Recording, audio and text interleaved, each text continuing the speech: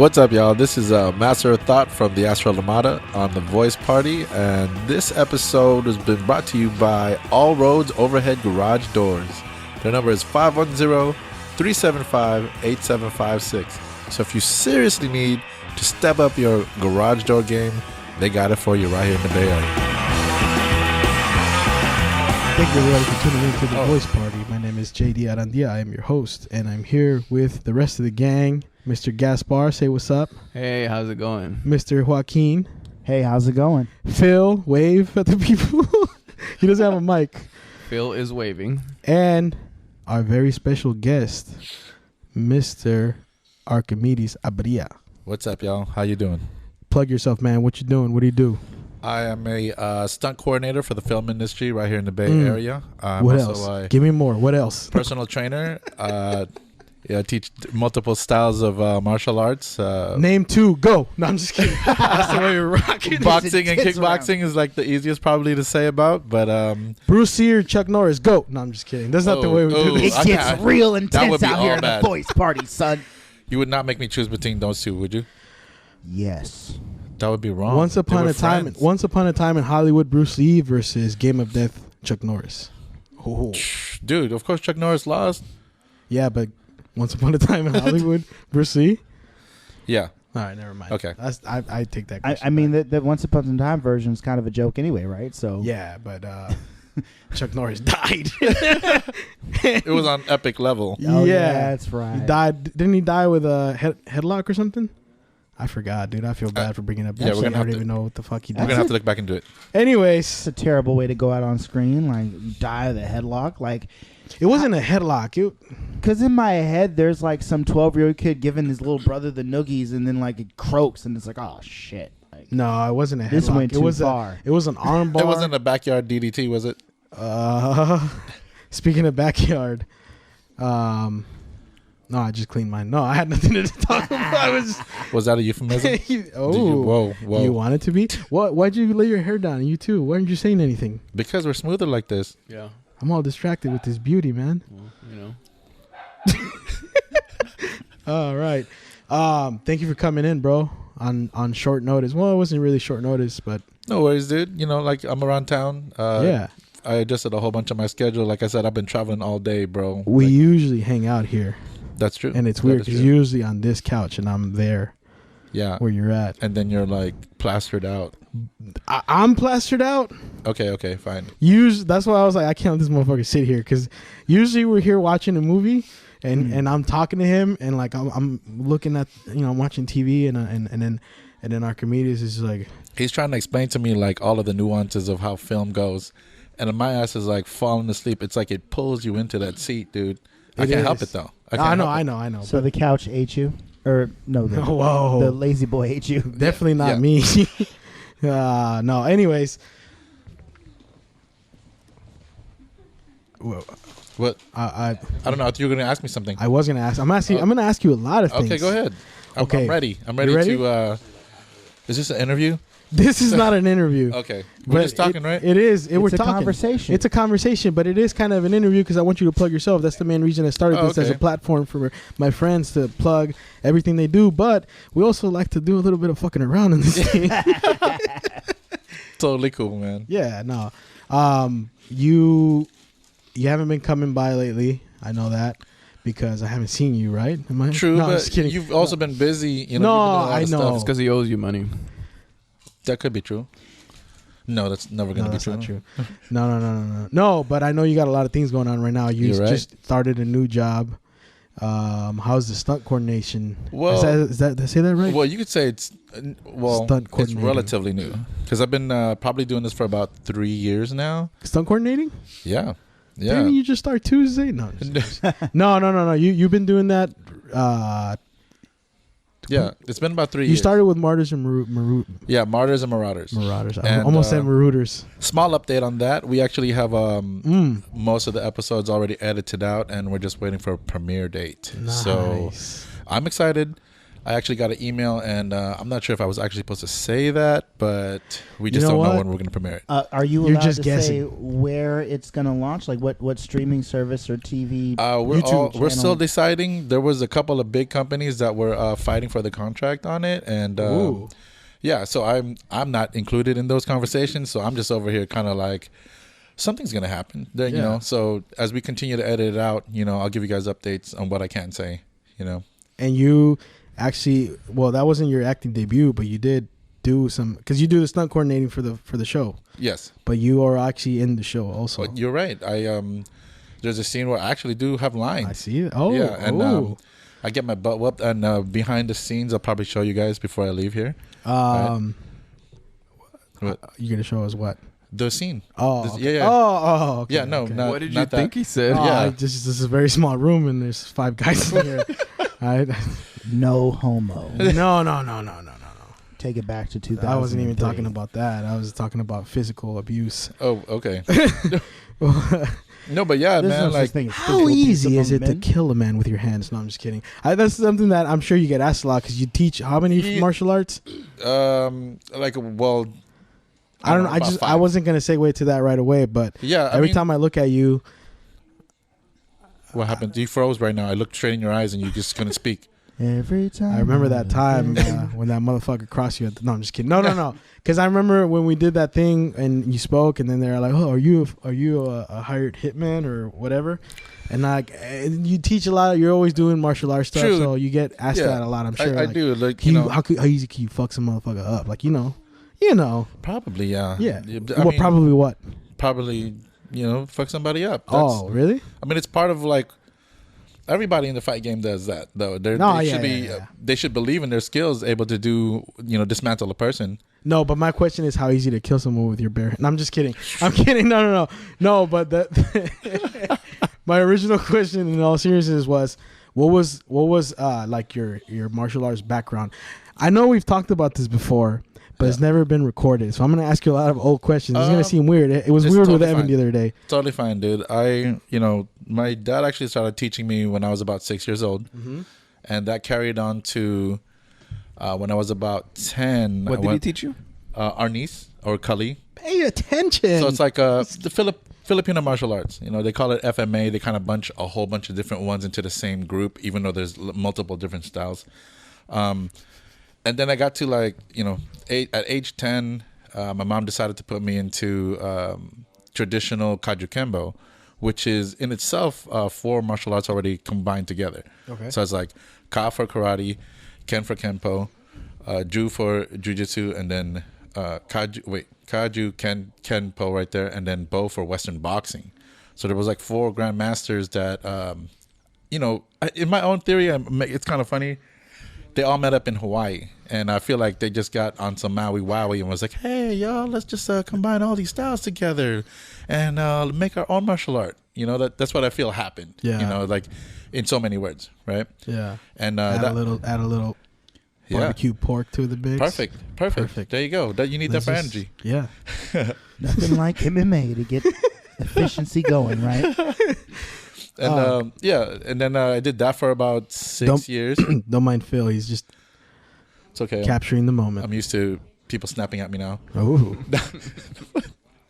But that went on for about 6 years, and So you started really early on, and then Yeah. I know you told me this something similar to this. It was in the jungle, right? The jungles of the Philippines. no, man, you're crazy. That's not me. I got here when I was like really young, so that my dad and like our, I guess you could say our bloodline was doing that there, not me. Ah, Yeah. I see. Was I not supposed to? Never mind. Next question. Cars are fun. No, No, but it really got to a head when I started going to another instructor who was teaching out of a garage, and he came out of the same branch, but had a really like a JKD background, Jeet Kune Do, where you kind of like take parts of different martial arts. speaking of Bruce Lee, Yeah, exactly. And like the philosophy is like, you want to use the best for what you can do. right? Because not everybody can do the same moves. Like everybody has a different body type. Like I know there's Western boxing stance like footwork with it, right? Yeah. Definitely. That's probably like the best striking for like going into your opponent because it's super close combat and there's only a few lines that you can enter on. How fast can you be or how efficient can you be to trick that person to get in? Yeah. And it became the basis of like all the other stuff, like the rest of what you see now in MMA. It's like people are combining like Taekwondo with capoeira and like all these other people are jumping off of fences and kicking people in the face. And you're like, hold up, man. Like, where did we all of a sudden combine so many like high-end, elaborate, elite people going into their mind and making it an artistry now, not just like basic fundamental martial arts. And like you mean it's getting too complex almost? no, not that it's complex. It's that people always try to outdo the next person. So like these combos are getting more intricate. Like Deontay Wilder. He goes out there using the strength, pops somebody in the face, hits him one time. It's a semi-hard hit. All of a sudden, he's wobbling. All of a sudden, you see the bomb come through. Right. And then it's over. Right. But in MMA, most of these different like one championship, UFC, Bellator, it's hard to get that one hit in unless you set up like 5 or 6, 7 moves before that happens. Especially because the size of the glove, it's a lot harder to. I mean, right? That's what I. That's why you don't see a lot of engagement in the middle. Yeah. Like they're over here, like they look like they're just dancing with each other for like 4 minutes. Right. That's why it's easier to kick too when your opponent's moving around like that, right? I mean, is that? I don't know about MMA. Yeah. It's like it's either or. Like it all depends on the person's style. So like, you teach MMA? No. I just like very much like the instructor that was teaching in the garage. He only had like 6 students, and I'm more of that kind of like up close personal self defense kind of like introduction to what you would do if you were in the street. Then again, pocket knife. Yes, anything you can grab that'll give you an advantage to get out of your situation. Why not take it? I mean, especially if you don't know if that person's going to kill you. Yeah. You don't know if that person's going to, end up like you're a movie scene all of a sudden. You know what I mean? So don't take the chance or don't give them, I want to say advantage? Like, You know how like, what's that one syndrome? Stockholm syndrome where you're like, no, this person must be in a bad state. Nah, man, they're going to do something to you that you don't even know what's about to happen. So just leave the situation, as fast as you can, Now you mentioned capoeira earlier, and my ears perked up. Not to cheapen the validity of this excellent conversation in regards of combat sports, but why my favorite Tekken character is Eddie Gordo. Oh yeah, man. I'm familiar with MMA, but I don't watch a whole lot of it. Are there any fighters that come to mind that use a little bit of capoeira in any of the official kickers? Not in the higher levels. I haven't seen one in the UFC do it, but in the smaller leagues, there's definitely guys out there that are using it just to confuse their opponent. Because they're not able to. It's such a weird stance. And you're moving back and forth on them, like you're pacing back and forth, and most people are standing in front of you. Right. So when they're wailing around, spinning those kicks, and all of a sudden you pop into the air. That guy doesn't know what to do. He's never defended against it. Right. It's confusing. It's like break dance, kung fu. Yeah, well, exactly. I forgot where I heard this. That was one of the origins of breakdance. Like a lot of the Brazilians in New York in the early hip hop days. I've never heard that, dude. Yeah. Ever. I've never heard that either. KRS-One talk about that in an interview. No way. But I'm not surprised. Yeah. I could totally see that. Hip hop comes from so many different cultural groups. It's like you've got like the Puerto Ricans, you've got the Haitians. I mean, like the first DJ scratch, it was DJ Kool Herc is from Haiti, right? Yeah. And so he goes, all right, I'm going to play this a little bit longer because people seem to like this part. And the music for hip hop was born, but then like spray paint comes from a different angle. Yeah, totally. Stuff. Speaking of breakdancing, my boy Ark used to get down with the breakdancing, and I actually seen that shit go down, homie, at a rave in Richmond. I didn't mean to bring that up right now, but you make me proud. What do you mean? Because you're a big dude, but you have no limits on the things you can do with your body. And I mean that. I mean that as in like, hey, whoa, I don't fucking look at me like that. I'm not talking about. I'm talking about like, you break dance, you doing the shit that you're what's the word I'm looking for? You're a big dude, but you're not like I mean, like me, big dude, where I bend down and I have to catch my breath. No, it's like you're still fit and Yeah. like you defy perceived notions. Exactly. Oh, thank you. That's Beautiful actually bastard. something I've been trying to do. Yeah. Because one of the things that I've noticed, and I don't know if you guys been seeing my posts on Instagram, Oh, I watch Master it all of the Thought, if time. you guys know. I'm looking at it every day. Yeah, but you see the last couple of I've been putting up some workouts because people have been asking me, how come you never put yourself up there? And like, for myself, I feel like it's a common thing for me because I'm already doing this workout. But then looking outside of myself, these people have never seen me work out. They don't know what I can do, and they don't know the level that I'll take it to get them to their greatness, right? Yeah. So for me, I've been tuning myself for years. And if you peep into what I can do, I've amazed myself. Yeah. I've looked myself in the mirror or watched video of myself, hitting the bag and stuff like, oh, I wouldn't want to fight myself, because like with the tricks that I have in my head, like that guy's going to do the same thing, and like at any given moment, it's going to be a slip up and one of us is going down. Yeah. So like looking at myself from other people's perspective that can't do Superman push-ups or clap when they push up or even a push-up, it's My number one enemy, push-ups. it's definitely not something that came easy, man. Like when I was 11 years old, I'm doing 50 push-ups straight, and I bet people lunch. This was the funnest thing for me. It's like, you can't do that. And again, that's that perceived notion of the little rotund kid, like with that, little bowl cut, because that's all my mom could afford. Like she put the bowl on top. Everybody had the same haircut back then, right? So by me doing those things, I kind of proved myself to myself that it doesn't matter what you look like. No. It doesn't matter like your size. If you really want to go for it, it can happen. So... And that's what I've been doing. People come in, at the old gyms and other places that I've trained at, and they're looking at me like, this guy's going to teach me the greatness? And once they get into that first session, their eyes go from disbelief to, holy crap, I did not know what this guy was about to show me. It's impressive. Looks can be deceiving. Very deceiving. Yeah. And it's very impressive to see, like, what's that thing you do with where you look like you're walking on air? Oh, yeah, like it's a Holy dragon shit. flag. And, I'm like, what? I'm sitting at maybe like 239 today when I woke up.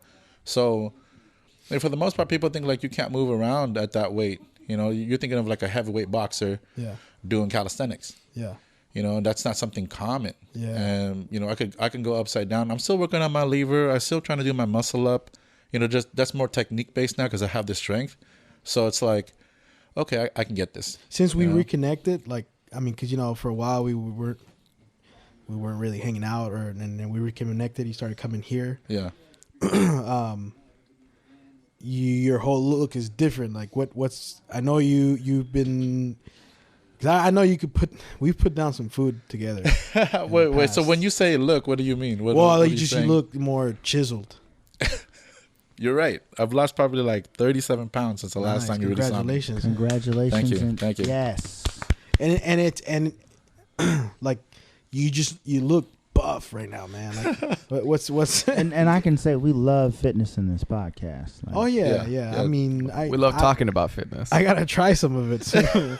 No. But I have taken classes with you before. Yeah, totally. It was dude. a great couple of days. I mean, But it's just hard to stay committed. Like you have history with. I mean, you went through a couple of weight gains.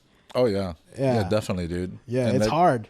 And it's the first one was it was a depressionate state coming out of the cancer. I don't know if everybody knows that part of my story, but maybe we talk about that. Or Yeah. if you really want to talk about that. so when I was 20, I want to say 21, just at the back end, about to hit 22, I was diagnosed with mucoepidermoid carcinoma, which is something inside one of my salivary glands on the right side of my face. And going into it, they thought it was like a benign cyst. They were, super successful. This is going to be 100%. We're going to cut it out. It's all normal. This is like something common. But when they opened it up, the type of cancer that they saw, they took another biopsy right away because they're like, what is this? And it was one of the most rarest forms that you can get in that spot. And I was like, okay, you know, again, I'm unconscious at this moment, so I don't know what's going on, right? I wake up, and the doctor was like, oh, we finished everything went well. By the way, you actually had a full-grown cancer. I'll talk about it later. And then he pushes this button, and I just knocked the hell out. And I'm, you know, I was already in pain. Your off button. He knew. You know, it was morphine. Morphine. Right. I'm just joking. Yeah.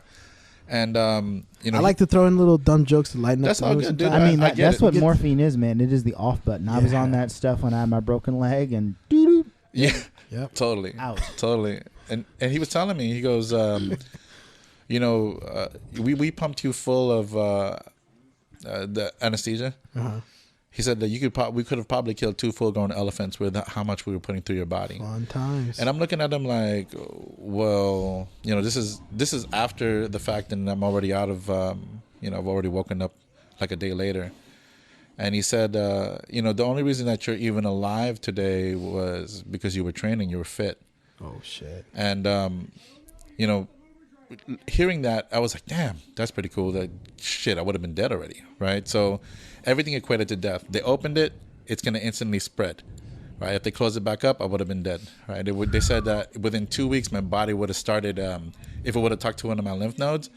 You know who the elephant man is? Yes. Yeah, they said that kind of situation would have happened, and it would have like talked to all of the other lymph nodes in my body. And I was like, dude, if you guys let me go through that, I would have hated y'all. You know, Yeah. if I'm going to heaven or hell, I would have hated y'all for letting me go through something like that. That's painful. Right? And I was like, okay, so they said, well, we got to fix this. So they brought in a couple of other, you know, Quick. Just, well, how old were you at this time? 21. 21. I was 21. I was turning 22, and like the reason why I say it like that is because it took me 6 months to even come to the grips of going in for the surgery. I hid from these doctors for like 6 months. Wow. My sisters didn't know what was going on. I didn't tell nobody. You know what I mean? I was like super trapped in my own mind, super trapped in my own room. You know, I proceeded to like become a hermit. I did not include myself in any kind of social activity. I just stayed in the house. You know, if you ever watched Catcher in the Rye, the book. You remember that book, Catcher in the Rye? Yep. He would put on this hunter's cap and then go into his own mode. I would put on this hunter onesie, right? I put it on, like, you know, you zip it up and like you're a hunter or whatever. I had one of those Moscow caps that they have like for the army in Moscow.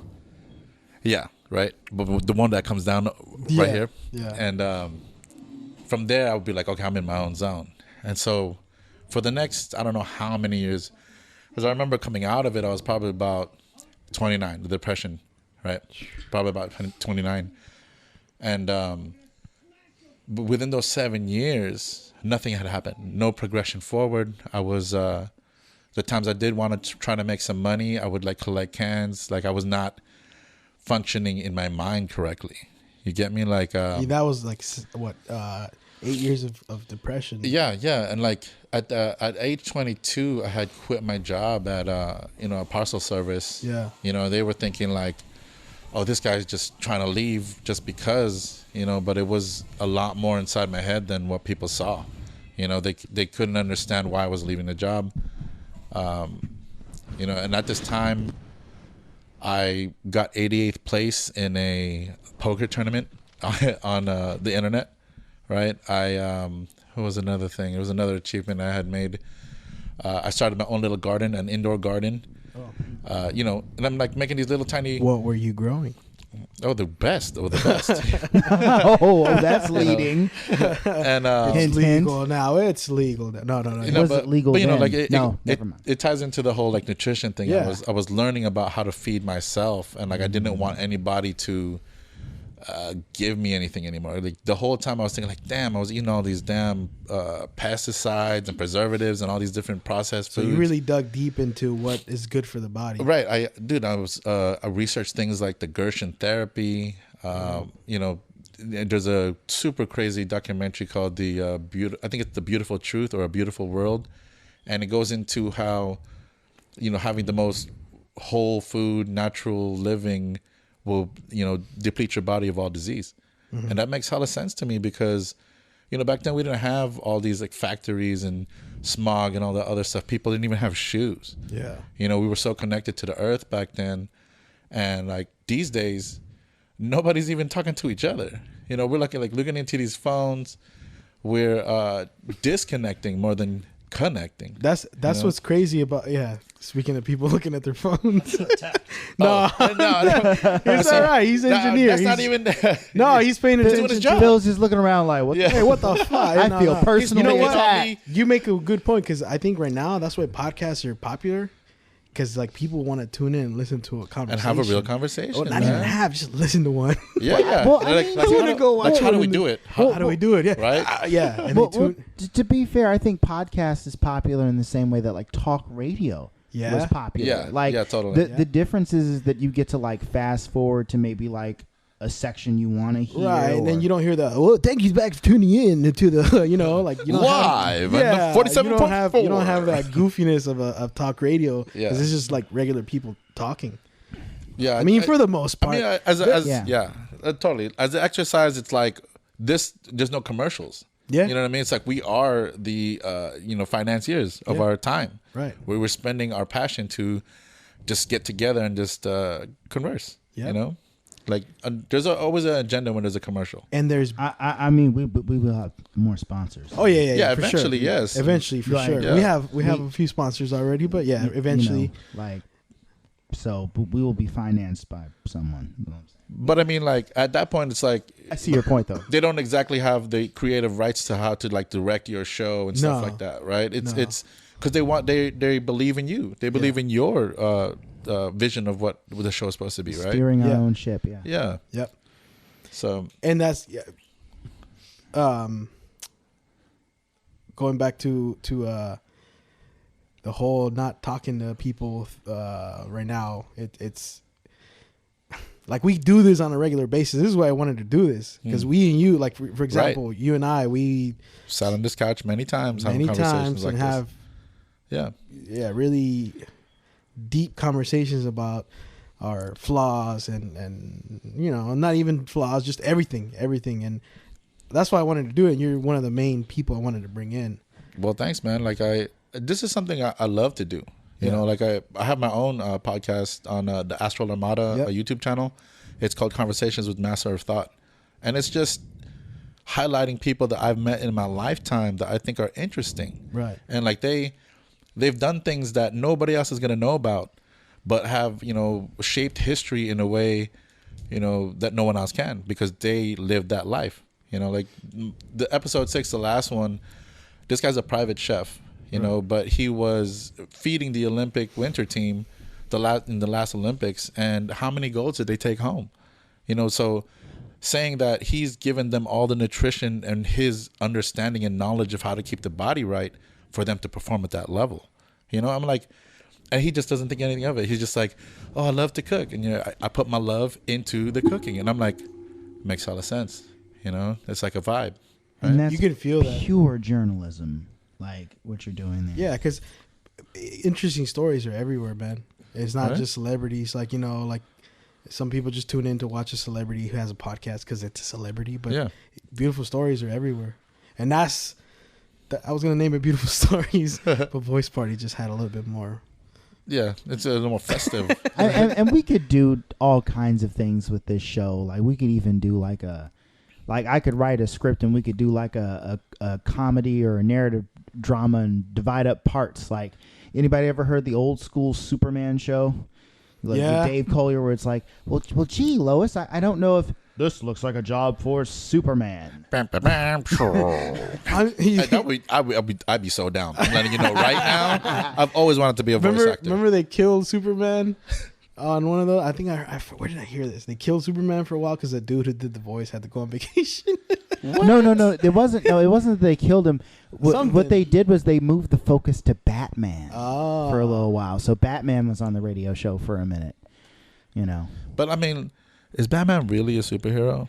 He's a vigilante. He's a rich guy that beats on poor people. I mean, like, That's how I see it. He's a not- rich guy that beats on poor people. He could solve probably 85% of Gotham's problems by just fucking quit spending on toys and gadgets and pay off some of the shit that Right. needs Build some shelters. Exactly. With some community It's a programs to get capitalist jobs. Motherfucker, that's what he is. But you know why, like Bruce? I mean, Bruce does do some of that stuff depending on the comic that you're reading. Everything's a fucking hell.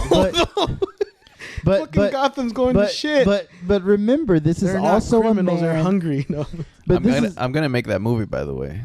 No, for real. It's like when I said when you put this, what is this called? The boys. The Boys. When you put it on, you were describing it. I was like, oh, they stole my idea. Like, no, I'm gonna make that movie about What? what you're talking about how all these superheroes are fighting. yeah. They're fighting poor people. They're fighting Yeah. people of color. Batman's a rich dude with a I- fucking super suit, and he's beating the shit out of someone who robbed an old lady because he's starving. Yeah. Actually, most of Batman's villains, especially the high-ranking ones, are white. So he's not going around beating up black people. Oh no, I'm yeah, not saying, but I'm let's not be saying real. Let's be real. What do they represent? You know, they represent poor people. And Poor where, people. I'm not saying black. I'm just saying poor people. Well, like, right. Like who's working for the Penguin, not some other millionaire motherfuckers. You know, Yeah. That's it's true. a bunch Well, of poor people The who are lost. henchmen, it's true. The henchmen are poor people. That's but what- like that's the what I mean. masterminds are all like. Because he's like beating them up, and then and then he gets to the Penguin. We meet again. You know, like you know who definitely isn't suffering from poverty, Who? or who wasn't before he went crazy. Actually, no, I take that back. He definitely was. Harvey Dent. I only say that because he was a lawyer, but he was also like he was cute. he No, I'm was just kidding. he was he was a district attorney. You know they don't make money like that. That's true. Not I like give you that. not like the private attorneys. So of No. course he turned to crime. He's like, yo, the state pays me jack. I work for the true, state. though. I know. I know Like, some no. of the bounty hunters make more than the district attorneys. Exactly. No wonder Harvey went off the deep end. He's Bounty like, hunter. That'd be good. That's job so for true you. though. Like, if you notice, like throughout any of those comics, like it's like the city or whoever higher above them did them wrong, and they're like, "I'm gonna get back at these fools." Yeah, you know, it's like it's exactly. always like that, right? Like with Edward Nygma, it was like in the animated series anyway, he got played out because they're like, oh, you're the idea that you created, the game, that belongs to the company, and we don't have to keep you. We just, your job for hire anyway. So they fire him, and of course he takes his revenge. Like, you know what I mean? Like, you know, poor old Jervis Tetch was just like a dude office grunt, right? Working in Wayne Enterprises of all places, and then he just, that was different. That was like, you know, some psycho misplaced love drama there. It was a little unhealthy. Speaking of superheroes, you were involved with a superhero short film. Hello. Oh, You did the fight choreography. you talking about Amber the Hammer? Amber the Hammer. That's so like super campy, super like what's that one movie with the sidekick or something like that? With like the Supergirl and like they'd be wearing, like, Kick-Ass. Kick-Ass. It's like Kick-Ass. There's like she has like this roller derby theme. Yeah. Dude, You work with that really tall guy, right? What was that that guy about? was ginormous. This guy Yeah. was 7'7", 7'7", and like you know, one of the props on set was a 45-pound crowbar. Right, everyone else is using two arms, and I'm showing him how to use two arms to wheel this thing around. You kind of just want to flail it around like this. This fool grabs it like a regular stick. You know, like he's about to, you know, Like a wash his cane. back. You know, and then there's like, wait, like this? You want me to do this? Like his voice was epic too. It's like Pick super number two. low. Like Pick I number got to two, talk. my lord. Yeah, I'm like, dude, like, how do you even get in through the doorway? Right? Jesus. Ducks. He gets a small injury on the prior injury, right, and on set, and we have to get him to the hospital. Oh shit. We have to empty the back of a van, one of those, you know, like rapey creeper vans. Like it was the stunt coordinator's van, right, with all the equipment back there. Yeah. We had to lay him down in the back. He's Like King Kong. yeah, and like the story goes, when they get to the hospital, you know, stunt coordinator is saying, I need 6 of your biggest guys in your biggest wheelchair right now. And it's like, no, it'll be all right. The nurse is like, it'll be fine. He opens the door, she looks in, and he's like, boom, pushes a button, and the hell of people come outside. Like, not even to help out, just to look at this freaking ginormous dude, man. And I'm Cheryl, just like, Tommy, get out of here. Like, yeah, I'm dying here. Can we? Look at this fucking giant. he's not real, you know. And you know, lucky enough, he's like the kindest giant, Yeah, you know, that yeah, I've yeah. met. And it's just like, how do you go, you know, all these different roles? Like, there's a whole bunch of roles that he's doing right now where he's like a epic villain, you know. And like they put all these prosthesis on him, or I think that's how you call it, right? Like they stick it on his body. Prosthetics? Prosthetics. That's yeah. the word. Yeah. I like and that like other it word extends out.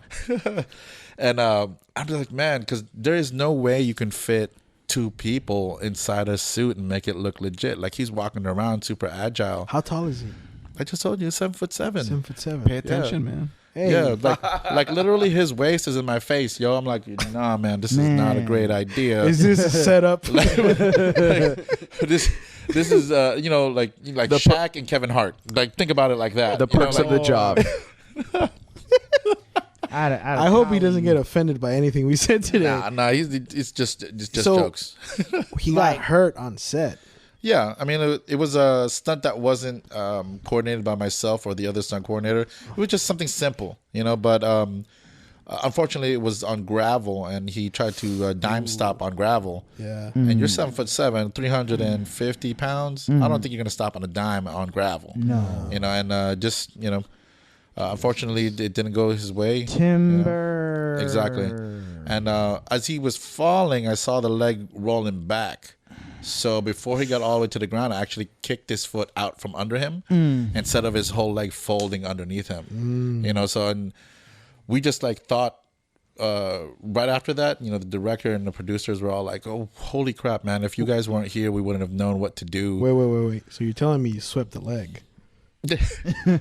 Yes, I did. I'm part of Cobra Kai. It's a viable strategy, okay? Like, it's proven to work. You saved his legs, though. Yeah, totally, dude. Totally. Like it's something we call spotting. Right. Whenever anybody's moving fast near the camera, there needs to be like a defensive mechanism before that runs into the camera. Or when he's flailing around that 45-pound crowbar, there needs to be a spotter to catch that thing if he lets it go. Yeah. Unfortunately, that is my job. Like that's a scary job, though. it totally is, yo. Totally is. I don't want to. I would be too worried about people actually getting hurt. Like the day we did the initiation, you were there. You were the stunt coordinator. Oh yeah, That was a short film that we did. Me and called The Gaspar Initiation. were extras. Yeah, we were doing a jumping scene. Yeah. And he taught a class on how to jump someone and make it look make good it on look camera. good on camera a day before we started shooting. You weren't there, which is why things got a little out of control because he didn't take the class at Gaspar here. Yeah. He was just throwing punches out there like a madman. Oh man. No, I'm kidding. I'm totally kidding. But I mean, how do you? Jeez, because you can't control people. It's a scary thing. Right. That's a lot of responsibility. Like operating a crane, that's scary to me, dude. I was gonna go for that, a crane operator, and then I heard about how a wrong little thing can just drop everything and kill Right, that's 6-7 people or whatever. That's scary, dude. It's a lot of responsibility, and you're in charge of making sure, fucking Gaspar doesn't accidentally kick a dude in the head. Yeah. When you're kicking right next to his head.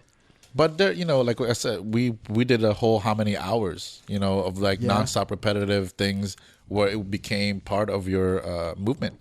Muscle memory. Muscle Yeah. memory. And how many basic rules? I gave you guys basic rules, and if you followed them, everybody would be safe. And you're lucky enough you guys listened, because the back-to-back thing where you only swing when your partner, you can see your partner. Because if you're swinging and you can't see your partner, the guy that we're supposed to be jumping, he was good. He didn't get hurt. Now the cameraman.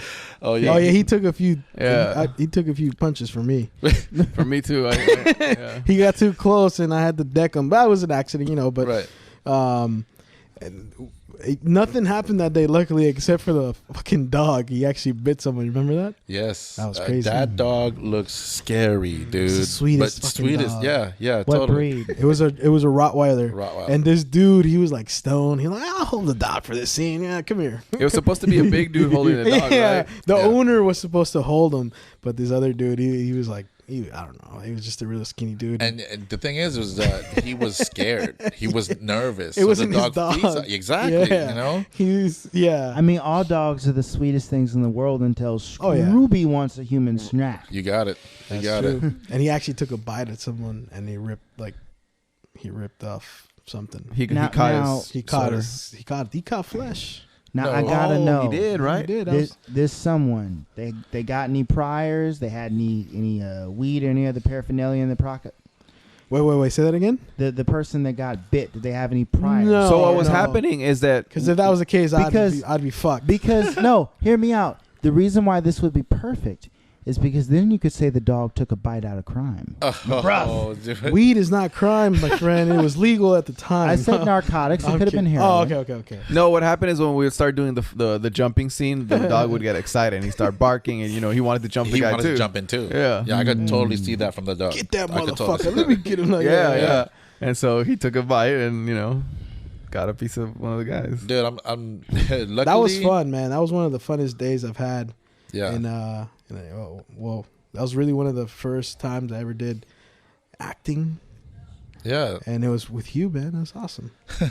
Well, we're gonna do a lot more, man. I got a lot of things coming down, the way, and is it on the production tip? At the same time, we're closing up a couple more acting gigs in the next couple of months, and of course, I'm gonna tell you guys when it's gonna premiere and all that. And next year is gonna be like pretty much a full plate. I'm kind of booked out all the way till the end of April already. Nice. So I do have gaps. I mean, if we're gonna film in between there, just let me know. Oh, and that Hey, I'm working with IOP Video now, And if- maybe you could come and do something with us. and if you need actors, Ooh, if you need like assistant like film production, like everybody in this room is very capable of getting in front of the camera and saying something, or getting behind the camera and doing something. Like If you we need could it, send you appreciate that. we could send you and whatever team you're working with to film a reel of stuff. if you need Awesome. somebody to get bit by a dog, I know. I have his number. No, film. How did you get into film? Because you started off with martial arts. We're all over the Oh, place. yeah. Is this like? Yeah, we started off here, and then we talked about hip hop and capoeira. You know what we and forgot? then We left off like right in the middle of me in the middle of the depression. I never got out. it was too sad, so we had to like break it up. yeah. No. I understand you saw the still tears. there? Are you like a functional depressive? good I question. could kind of say that, man. Like, there's times in my head where I'm like, I doubt myself, and I'm like, there's no evidence to that. Like, I've always found that as a good tool to ask myself questions like, is there proof that proves that statement correct? And if I can't say yes right away, I gotta let it go because it doesn't make sense, So from there, coming out of it like at around 29 or so, I started working at a boxing club, and I honed my skills there for a long time, teaching all the basics and intermediate classes and stuff. Sometimes I got to go into the corner and coach someone opposing the head coach and stuff. So I learned a lot from that too. And in this time, this is where I get to the whole film thing. A woman or an actress at the time, Shalema Mazzaro, if I said that correctly. Yeah, Lemma. Like totally just walked into where I was working. And this story, I love this story because it's super funny. Like, she walks in and asks the front desk girl, is there someone that does, and she's asking all like crazy stuff, like knows how to use weapons, can kick, can punch, can probably do, roles, maybe like make fire or whatever. And she's like, are you talking about Ark? And like, so Lemma's like, who's that? And then the front desk girl goes to the back and gets me. I'm gonna go get him. She goes to me and goes, "Oh, there's people outside looking for you." No, like she said it like that, so I'm like, "Is it the cops?" Right? And then like, and she goes, "No, it's two girls." Bring I'm me like, some Clorox. right? And she goes, "No, it's two girls." And I was like, "Oh yeah, I'm with that. I'm gonna walk out there, right?" So I go out there and they start giving me the spiel. She's with one of her friends that's a model, and she's asking me like, do you know how to do this, that? I'm like, yeah, I've kind of done that since I was a little kid. And she's like, oh, that's cool. You think you can meet me here? And like gives me the whole nine of how to what they're about to do with the project. Just quick, I need to butt in. Were they just listing things? Do you have someone that does this, or were they looking for you specifically? No, they were just listing Oh things. shit! And Shout I out for that matched. girl who was like, "Oh yeah, that's Ark." Yeah, play with fire. Yeah, definitely Ark. Good looking. Good looking, I Right? heard, Yeah, because yeah. you've done a lot with her, right? Yeah, because she was also a martial artist. So we Yeah. would banter about, And you guys did a You scene know, together. Oh no, you're talking about Lemma. I'm talking about the front desk girl, like how she came to know that I knew how to do that stuff. I'm tripping. Yeah. Okay. Yeah, and I definitely did a scene with Lemma in in that Mars and Marauders thing coming out. Brutal scene. Yeah, you when you guys get a chance to watch it again, I'm going to show you. Where can people watch Martyrs and Marauders? Marauders. I still right? like I said, I don't know when they're going to premiere it yet. It's going to be this year. Okay. Yeah. Like I said, by the end of summer or going into this next fall right here. So, but it's real soon. Yeah, yeah, cool, man. So they were just listening things. Yeah, and you just fit the description. It fit it completely. And like, if that was a cops, you would have been fucked though, bro. It's like someone that plays with fire, been knows how to fight with knives. Oh yeah, that's arc. Let me go bring him. And I was trying to pretend like I wasn't excited. You know what I mean? Like I was trying to pretend like, oh, you just came out there. What is it now? like it's hella normal, right? Yeah. Like I'm about to be doing something in film. Like and I had always wanted to do creative stuff like that with film, but I did not know the route. And by one of the things I like to say a lot is that preparedness and opportunity creates luck. Yeah. And because if I was not prepared, if I did not go through all of the hardships and the training in all that time until that moment, if she walked in and said, do you know somebody does this, if she said no, she would have walked right out. Yeah. And then now this has turned into, like Lemma's one of a really good friend of mine, like in the industry and outside of the industry. And, we shoot ideas across to each other. We do other like business plans. We've done other music productions. Videos. Yeah, exactly. I was there for some of that. Exactly. That was actually one of the first times I was kind of getting back into. That's right. Like I piqued my interest to get into film again because I did something with him a long time ago, but I never really. And then seeing you involved with it made me want to, like, let's just see what happens. Yeah, man. And I remember that was the time we started hanging out, started working out again. That's when we fell in love again, man. Yeah. Got back to the old like groove of where you were on a drive back then, and you kind of stopped, and then now it's like it's back, it's in full effect, So just trying to get there. I'm happy for you, dude, and I'm proud that you took like. I don't know how much weight you've already lost, since the. I found it back. But I did put off some. Sure. And like. Yeah. Remember, it's up and down. It wasn't by choice. These motherfuckers at work don't let me eat when I want to. It was totally not by choice. No, but it is a lot more. I'm definitely more active now. Yeah. And then I'm not, like aside from work. Now I got this. Right. And then I'm trying to keep myself busy with comedy as much as possible, even though it's hard. But like I was telling Evan, you guys like for real inspire me to want to do this again. Because like when you start seeing someone have fun, no matter what it is, and like watching them do the films, that they shoot, it just makes me want to do what I like to do. Because seeing people have fun makes you want to do it, no matter what it is. Man, on that note, man, you know what? I did not know you guys were doing those other music videos until you guys premiered that. And I was just like, hold on, man. Like there was a whole different avenue that. I thought you guys were just doing live events and just coming up to like, things that other people wanted to do. And I didn't know that you guys had your own aspect. Own aspect on creative works for yourself. And that was the day it displayed it for me. I was like, holy crap, these guys got. I thought that too. And when I checked out the Frosted Mini Fears and the stuff they've already done, I was impressed, man. I was like, I got to work with these dudes. Yeah, and I've only seen like maybe 7 minutes of their work now, right? I mean, I just got to say it when it comes to like IOP video. It's like, what don't we do? I mean, everything. It's like you've got the script writing, you've got you've seen the go to work stuff. Like that's the production is all us. Like these two guys, bro. Like I write, I rap, I act. Phil acts, he writes. He's a genius behind the camera.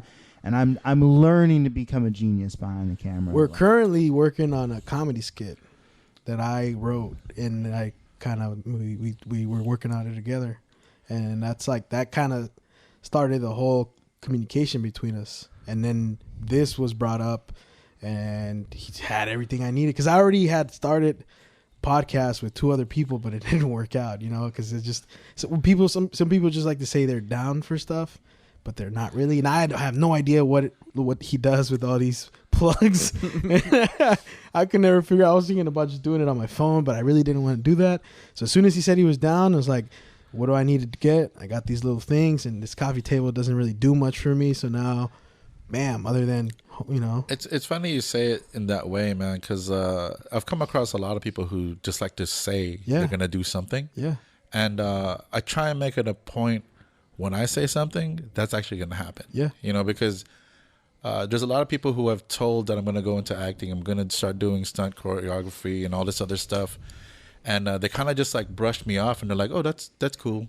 Like, that's how you know they were not on your side. You know what I mean? They weren't like clapping like, oh man, that'd be great, go for it. Yeah. You know, it was more like, cool. Oh, why are you telling me? Yeah. You know, like in so many words, that's how they sounded. And knowing that most people are like that, you know, I wait for the other person to make actions. Like you're saying, they're bringing over the boards. I got this, I got that. They're combining their powers already to make something happen. Yeah. You know, if their words don't match their actions right away, if there's a delay, that's like you know, on TV when you see somebody's mouth move and then the voice goes, you know it's off. You know, and me seeing that in people, when they say something and their action right after it is not something towards what that word was, I don't believe them ever.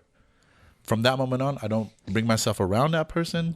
I see it as a negative light to what I'm trying to do, because then it'll take away from your vision, your focus. You know, trying to pay attention to their BS, if that's what it is. Well, you know, I was at a comic book convention a few years back when WonderCon was out in San Francisco, and there was this panel of comic book writers, and they said, you know, that we get a question and we get a comment coming from a similar ilk that is really common to these things, which is, how on earth do you find time to write? And then people always say, we would like to write too.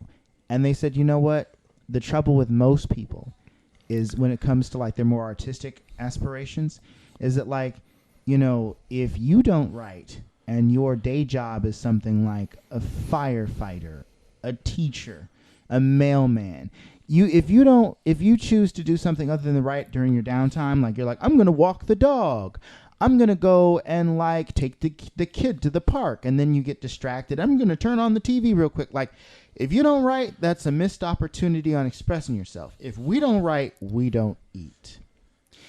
And like, it's just a hard thing to do. And they said, well, what you should do, because it takes 30 days to build a habit, is carve out even just an hour of your time a day to crank out a page of like worthwhile something. Like even if five of your 6 pages that you crank out in an hour are crap, one page you feel like you can take, there's an idea on there you can use, and you let your family know, do not knock on my door between 4 and 5:30. Leave it alone.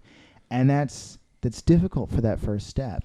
You know, so when a lot of people say like, I'm going to do this thing, I mean, they may be really passionate about the subject, but it just takes a special kind of person with the right amount of opportunity to like lay down that foundation for something great, you know, unless like you're about to be homeless in 5 months anyway, and you just kind of shrug your shoulders and go, I'm cranking out a book. I ain't got nothing else going on. And you know what? Working hard at whatever it is you want creates opportunities, man. Yeah. You know, like me, 90% of the times I get booked on gigs is just from I'm already at a show and someone saw me perform, like, hey, let's bring you on over here. And you know, that's it's like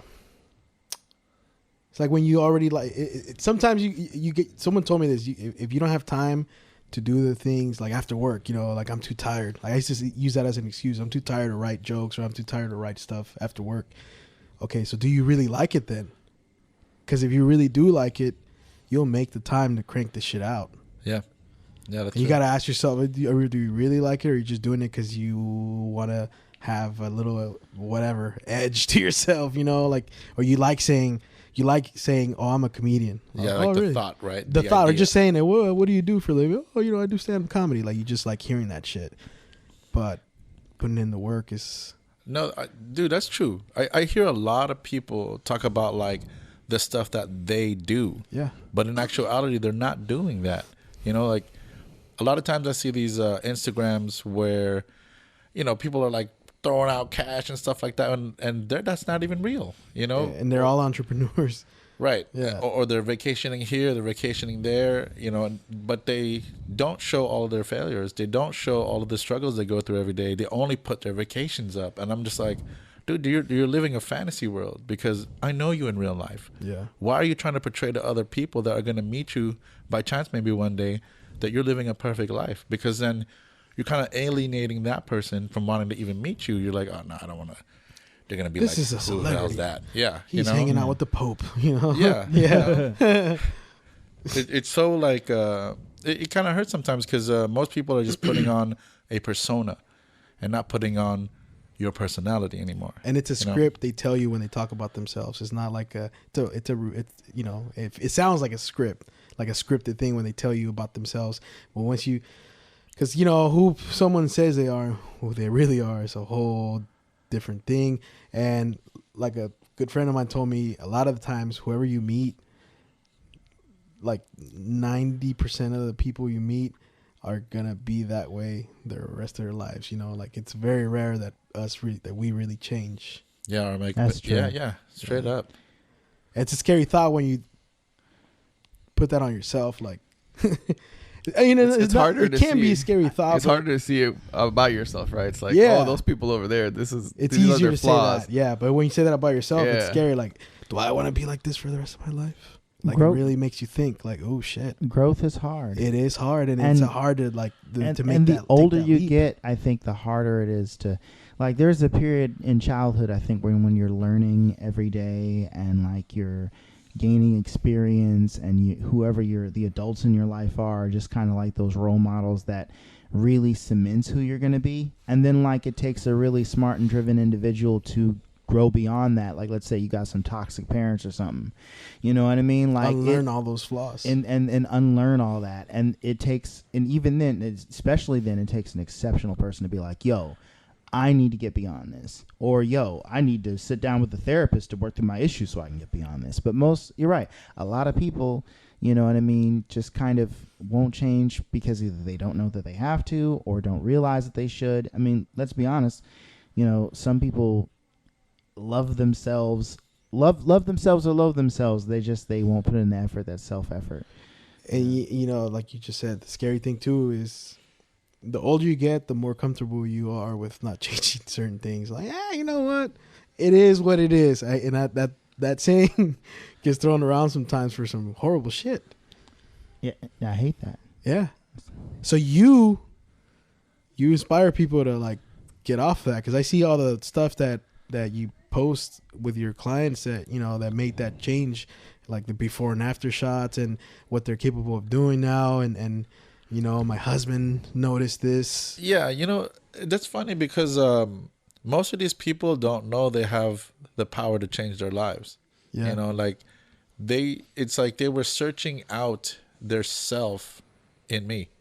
Yeah. You know, it's like I had to help them sort out their own mindset, because essentially I'm not really doing anything for them other than taking in their information that they're going to tell me about themselves, and then ask like pretty much the same question, and they reflect on their self in the time when they're going through physical stress. You know, I'm pushing them hard, you know, making them work. And then I feel like in that time, you know, the hormones, endorphins and stuff that are pumping through their body give them like a clearer state. And there's a lot of countries who will say that that's exactly what happens. You know, when you're put in an elevated mood and you start thinking about your problems, you're able to work through them better. You know, like I think Japan has like recess before their first class to make sure that their blood is pumping so that they can score higher or That's learn a great faster. idea. You know? This is So what true. is- It's like they start on the second wind. Yeah, I can say that. That sounds pretty dope. Yeah, whenever there's a situation where blood is flowing to your brain is getting various whatever nutrients that you have stored in your body. It's being fed that. The electrical activity is lighting up. It's honestly great for the mind. Yeah. So, yeah, that's really powerful. You know, that's why I enjoy working out. And I definitely feel He lost a lot of weight too. He went through that change. It's inspiring, man. Because when I first met you, Yeah. Well, you know what happened? what happened with that? Like positive pressure. there were not even. Well, there was a couple of different reasons why I lost the weight. I'm going to give like the professional one. And Phil had given me this script. And it was God basically, damn it, Phil. you know what I mean? I'm not gonna lie. There's an action scene. He hurt his feelings, man. And I didn't say anything bad about I'm just kidding. I'm kidding. You know, it was. I was just trying to catch his attention because he's over there looking at his phone. I saw what you were doing though. My bad. I thought he was like looking at twerking videos. But there was for Snipe / Hunt, the sequel. Oh yeah. And there is a fight scene in the script, and I was like, I used to backyard wrestle, which has been documented on this podcast before, I think, with Evan L.G. Francis and Phil Spruner and a handful of other like great young gentlemen. Not so young anymore, but I hadn't gotten rough and tumble like that since my backyard wrestling days. So I was like, let me see what my limits are. So I went out and ran down the block. I got maybe like half down the block, and I was like hands to knees, sweating profusely. So I called up Evan, and I was like, "Bro, I need some help.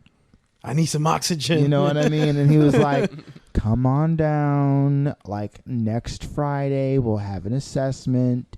And the assessment was that I was hella fat now. I mean, it's more professional than that. But like, and we worked on it. And you know, he didn't even need to give me. He could have given me a diet plan. I know he does that with his clients, but I did my own research because I just wanted to go ahead and get on it. And I was like, "Oh, avocados and boiled egg, and all right, I could do this, and oatmeal, and cut the sugar. All right, yeah, it's fine." Like, I had some peer pressure on the other end. Where it was like, "What do you mean you don't want to split a dozen donuts with us? Sam's Hill's wrong with you. What do you mean you don't want to have like 2 or 3 shakes at one time? Where's my gluttonous You're a buddy?" traitor. You're a traitor. And then like at the end of the day, it was all in love because it's just like, yo, man, like you're gonna be.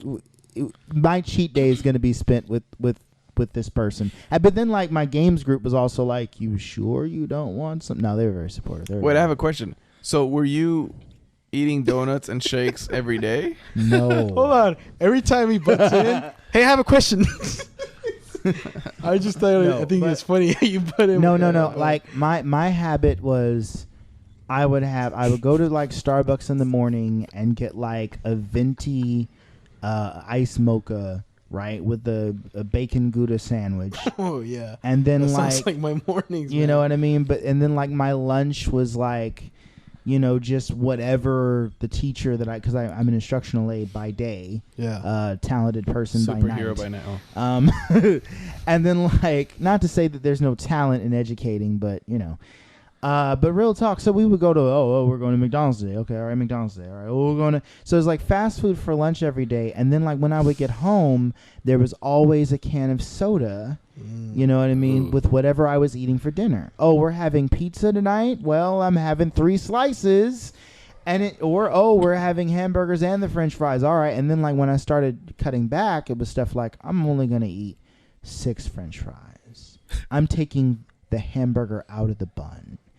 Oh, we have Chinese food. I'm eating less than a handful of rice, as many vegetables as I can, and a scoop of whatever protein is there. Like, and then your cheat days start to change, huh? Right. Well, my cheat days became stuff like, for a while, I tricked myself. I was like, you know what? There's a place in Berkeley called is it Tender Greens, and they make a delicious tuna Nicoy salad. So I would go get the tuna Nicoy salad, and then like tomato soup, and then like I would get all excited because I was like, I can have a chocolate chip cookie with this because it's a Saturday. You know what I'm saying? Like that's how far down the rabbit hole I went. I've scaled back on it, on the strictness of it so far. I'm like, well, you know, and I've kept it like 170. I'm thinking about going back into a full deep dive again to lose another, like, because I had gone down to 165. So I'm gonna see this time if I can get down to like 140. Whoa. You're at 165? I was. Now I'm at 170. You look healthy. Don't man. tell Evan. Thank you. Yeah. I stood on your scale the other day. I'm 190. No, I'm 195. Or You're tall. Yeah, you're tall. Like, ladies and gentlemen, don't have this picture of like Fred Dukes the Blob in your head. Gaspar is skinnier than me. Okay. I was 349. I don't know how long ago. 349. And that's when I started to notice. So you know what? I'm gonna put away the cigarettes. I'm gonna stop drinking 2-3 sodas a day. Cans. And I stopped drinking. Yeah, and then a lot of beer on top of that, a lot of red meat, and I started to go with Evan more. Started here and there. We did it for a few weekends. Yeah.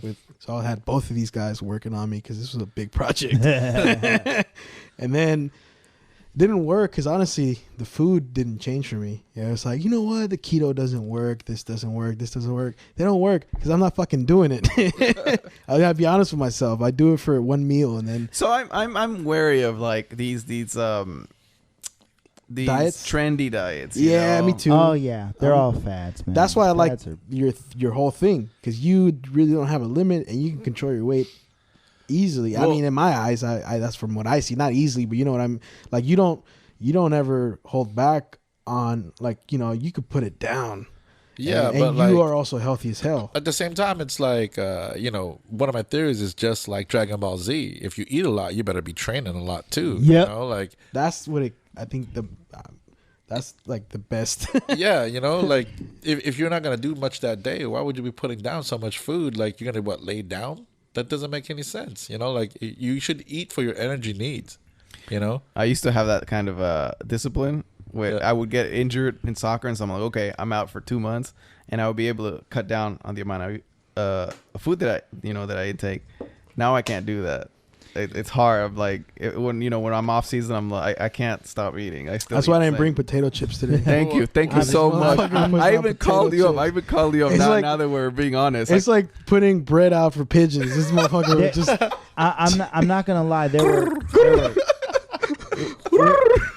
We were saying goodbye to some colleagues this morning. They're going out of state. They're moving, and they're very near and dear to one of my other jobs. Good Lord, I work like 18. I'm like Uncle Ruckus from Boondocks, and I got way too many jobs. But Time's up. No, I'm just kidding. It's that thing again, but it's all right. It'll go away. Okay. It's reminding me I gotta weigh myself. We did this again once. It'll go in like yeah. Let me stand on it. Maybe I weigh less now. But like there were cupcakes, and I was like, I want to eat a cupcake or two. So you know what I did? I did like 3 sets of 30 jumping jacks before I had a cupcake. I was like, all right, let me go ahead. And like one of my coworkers, no, eat a cupcake, Mr. L. Go ahead. That's what they call because I work with kids. So I'm like, all right, fine. So I'm sitting there like 1, 2. What are you doing?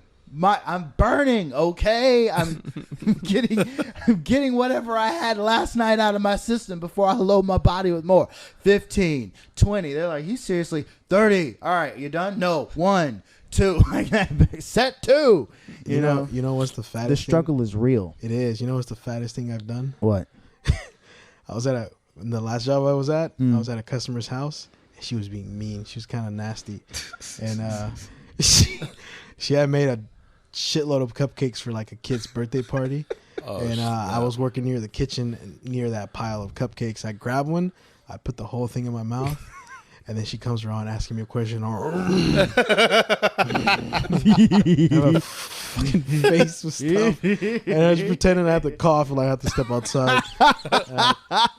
I started to like choke out. I had to take some of it out of my mouth. That sounds like that was one of the fattest things. There's many more. What the hell are we watching? That sounds like some intervention worthy stuff going on there, man. Like it was a girl, but then she transformed into a guy. Oh, okay. We're watching this show. It's blackmail basically going on right now. Okay. He's someone important, and they want to have something on him. Jesus, okay. Because the superpowered people in the show are. I was like, it was capes, and then I turned in his eye. What the heck? Oh, okay. But you know what really helped with my weight loss? I cut the heroin in half. By 30. Whoa! I don't know if I could. It was huge, man. You cut the what? The heroin. Yeah, it really helped. I cut heroin out. Like it was great. I can't tell if it's a joke or not. I told you I was an actor. Oh, okay. Oh my gosh, you actually believe for a minute that I was on heroin? Hey, it's like, I've only known this motherfucker for like 6 months. So I stopped using narcotics, and then the pounds just fell off. Like, you know what I noticed, man, with like pot.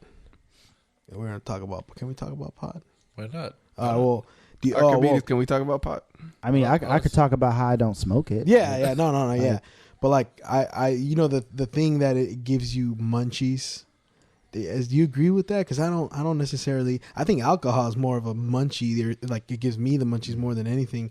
I'm too nervous to eat when I'm high. Well, I mean, that goes to the other fact on cannabis also. You know how people are like, oh, sativa is for the head high and indica's for the body high and stuff like that. Well, that's actually not true either. It depends on your mood. For me, it depends on my mood because I've been on either or, and the only thing that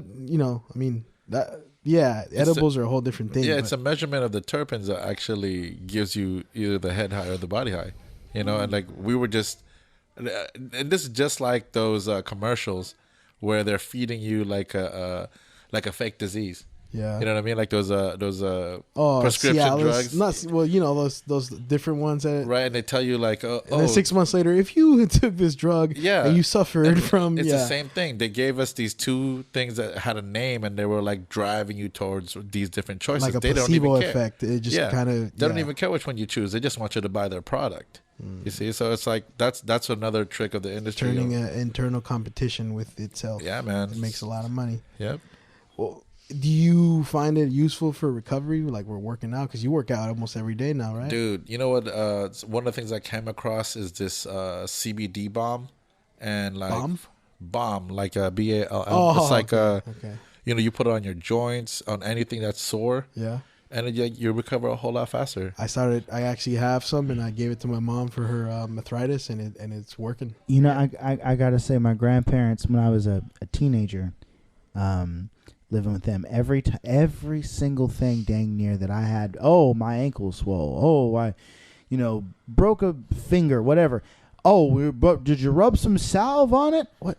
Salve? Like, it's basically their word for balm. You know what I mean? Like old school, like back from like the 70s. Grandpa's like, got some of this salve, and I'm like, what is that gonna do? But after like rubbing it on a sore ankle that I sprained or whatever, give it a few hours. Oh, it actually works. Okay, like Tiger Balm. That stuff is oh man, that's powerful. I didn't know how I was gonna feel, and I had a sore back, and I put it all over my back. And then, dude, it will burn your skin, man. It literally felt like it was burning my skin, dude. Oh, I want to talk about this with you. You do you review anime. Yeah, totally. Oh, that's right up your alley, homeboy. Let me turn my phone off. Oh, what? This whole time? No. Gaspar's like, now it's time to engage. Guys, the bitches are texting. I got. Oh, yeah, sure. Oh, okay. Sure, potato chips. It's time to phone shame. He's looking up potato chips. So, yeah, dude, it's like, I've always had an interest in anime ever since Dragon Ball Z. And, like, there's so many different avenues that genre has already gone down. Like, I'm just kind of like... recording parts of the stuff that I like. Like if it's something I'm not interested in, I probably won't watch it and review it. But if someone wants to engage in conversation about it, I'm down because you don't really do, like, aside from your job, like what other stuff it piques your interest? That's the only thing I can think of. Well, I do anime. I do a lot of stuff, man. And it's just recently now I'm starting to show people all the different things I do. I actually write poetry. Ooh, I draw. I do pastels. Yeah, a lot of people don't. And like, I'm just now starting to do it. I was talking to one of my friends probably like maybe about 2 weeks ago about how why am I not sharing this with other people? Like it's made to, kind of like learn and be inspired by each other. Just so many other people. Like the other day I was in Berkeley and I met a girl at the kava bar that's just drawing right in front of us. Like we're drinking kava and like all of a sudden she starts drawing, pulls out all these pencils and it's just like, damn, that's hella dope. All of a sudden, and I was like, I draw too. And like, oh, gets into more conversation. And then I got re-inspired. And I just like last night rearranged part of my room. Yeah. So I can start drawing again. Like I don't know how long that part of the inspiration is going to last, but I've done this many times in my lifetime. Sometimes I'll write there. Sometimes there's a lot of times I'll write my dreams down in a dream book that I have. And, a lot of these I want to turn into film, if I can. If not, turn them into animes too. Yeah. Just my dreams are pretty scary at times. Like going through different dimensions and stuff like that. And I'm just like, okay, how come I can remember all of this? Yeah. Most of the people I talk to, they don't even remember their dreams. That's true. Yep. You know, and I'm just like, what do you mean? I'm like, I'm scared to go to sleep sometimes because I don't know where I'm going to go next. You know, it's just like, and then when you know, I'm in the gym sometimes and I'm, you know, working out with my homegirls, they'll be like, damn, that dream sounds hella vivid. I'm like, yeah, I could feel the texture. I could like tell them the smells, and they're just like, there's so much detail. It's like it's a real world. I'm like, man, that's how it feels like. It's like I become disembodied and transfer into another dimension. You know, like I've heard people say like, when we go to sleep, you actually wake up in another place. You know, like when they wake up from their sleep. You know, so Wait. Say that again. like when you know how when we go to sleep for 8 hours or whatever the time We frame wake up is, somewhere else. you actually go from this soul into another body somewhere else. That means that I'm sleeping 16 hours somewhere else. You see what I'm saying? Right? I mean, it's just like a theory or like things people say, you know, because then like, why are we dreaming? Right. What are those dreams? Yeah. You know? Well, I read when I was taking like freshman psychology in college that like your dreams are supposed to be all the subconscious buildup of unresolved things that occur throughout your day. And your brain just kind of like if you didn't have a solution, or if it left on, it doesn't matter if it was a bad or a good note, but if you just kind of, it was still lingering somewhere in there, then like your subconscious pumps out all this stuff trying to deal with it. And what you see in your head as you're sleeping is some weird non sequitur MF Doomian, like, what is going on? Like, and none of it ever really makes sense, right? Like, I have a friend who had a crazy dream where she was running around her house. Apparently she has this more than once, this particular dream. And like everywhere she goes, she's like opening drawers. There's like a baby bear in one. There's a bear in the closet. There's like, she opens the garage door. There's bears roaming around in there. And like, you know what I mean? Who knows what unresolved issue that is? You know, that's a good point, man. Because like one of the dreams I have, it's a recurring dream, and it scares the shit out of me. Scarier than any like ghost or whatever dream that I have is a dream that I'm in San Francisco and they get snooped.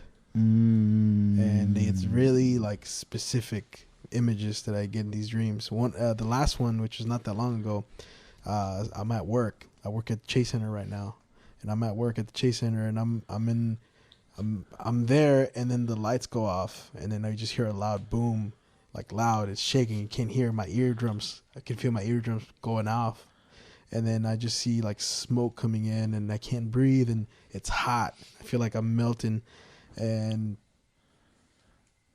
I think I've had similar dreams like many times. Sometimes I'm leaving the Bay Bridge and I just see the bomb dropping and then the mushroom cloud, and I wake up and I'm like, oh, I gotta go take a shit. You know, it's just weird things that.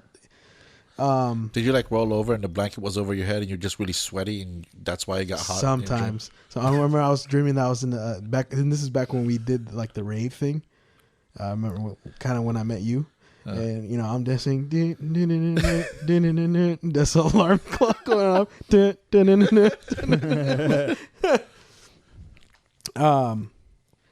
I wanted to go back to what you were talking about earlier about how you came out of the depression, or how you kind of came out of your cocoon and now you are who you are. It's a hard thing to do. Dude, it's weird. Yeah, it's definitely, it became an evolution of myself. Like I remember Archimedes 3.0. Right? This isn't even Faster, his final better. form. Yeah. My homeboy had invited me to go abalone diving.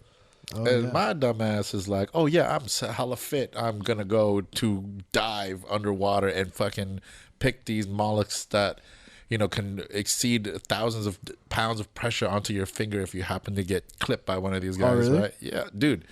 Like if you, there's like a certain technique you got to do with like this pry bar thing. Like you can't let them know you're there. Like if you put your hand underneath and they clamp down, your fingers are done, yo. Like they're going to smash them. Abalones? Yeah, abalones.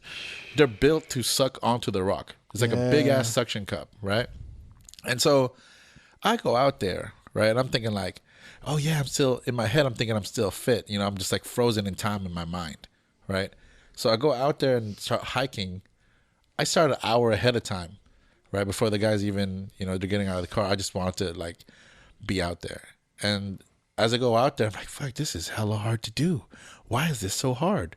I don't remember walking like this being so hard to me, and I didn't count in that I gained how much weight. Like you're already carrying like 60 something pounds of gear, and I'm treading rocks and boulders on the beach. It's like a rock beach, and you got like water pounding on one side, and if you slip, you fall in. It's not a good idea, obviously. And what really pushed me to get out of my depression was the moment when I almost drowned that day. What happened was, we go down under a wave. Like when it pops up, it's coming to you, you go under it so that it passes over your head. Well, when I went down to try and get my next breath, there was actually a second wave that was behind that wave. So I inhaled or swallowed a whole bunch of water coming up. So it was like a wave coming on top of another wave. Yeah, like it was back to back. Like I went under the first one not knowing that this one was already coming up. Right, so I inhaled that water. Right, and I'm now again 60 pounds. I've already gained 100 and something pounds of weight, and in my mind I'm still not knowing that I could barely move my body. And now I'm going under. This is giving me anxiety because I have a thing about swimming. Bro, this was the most stressed I've ever felt in my life because I knew this was it. Yeah. This was it. I was gonna die today and not ever see anybody again. And one of the things I kept saying in my head, I was like, I don't want to die like this punk ass way right here. And then my legs started to move, my arms started to move. It's like I've never really thought myself as a good swimmer, of like I'm a decent swimmer, But that day, I literally was it deep? Swam. Was it deep down? Yeah, like I was already pulled down. Like where we go, it's already about 10 to 15 feet under. So when you dive down, you're trying to get under a wave, you got to go at least 7 to 8 feet down, right? And you're not hitting the bottom yet, right? And so again, as I pop up, that just pushed me all the way back down. So now I'm probably about 12 feet under with 60 pounds, all the extra weight, all of the extra stress, and it's cold as fuck, yo. You know what I mean? Like you're in like 50-degree water or something like that. And as I'm coming up, I gave everything I got. And it was like a rebirthing of myself. Like my head pops out of the water. I take that first breath, like I'm coming out of my mom's thing right there. Whoosh. And I was just like, I could not believe the level of clarity, how everything looked perfect. Like, oh man, I'm doing all the wrong stuff. You appreciated the oxygen you were breathing more than ever. Dude, like, the one dude talks about, when you were under that water, what did you want to do? And Eric Thomas, he's the hip hop preacher, right? He talks about all I want to do is breathe. That's all I wanted to do.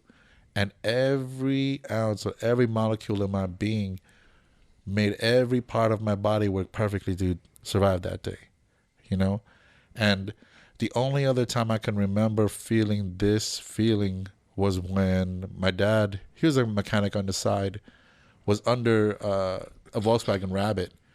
I think I'm like 11 or 12 at this time. And I start hearing this weird sound. It's like, and I'm like, Bob, what's this sound? What's that sound? At the time I didn't recognize or know what that was. But it was actually the jack starting to give way. Yeah.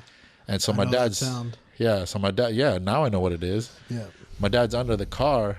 I see the car start to move. I just started screaming, Pa, the car's going to fall. And then like, once I saw the thing go, whoop, I put my hands under it. Now, you got to imagine, I'm just like a little rotund 11-year-old kid holding a whole car up. There's no tire right there. My dad's coming out of that, the wheel well, looking at me. And I'm looking at him, and I'm still holding it, right? And then I drop the car, and I start crying. And just like, I couldn't stop crying.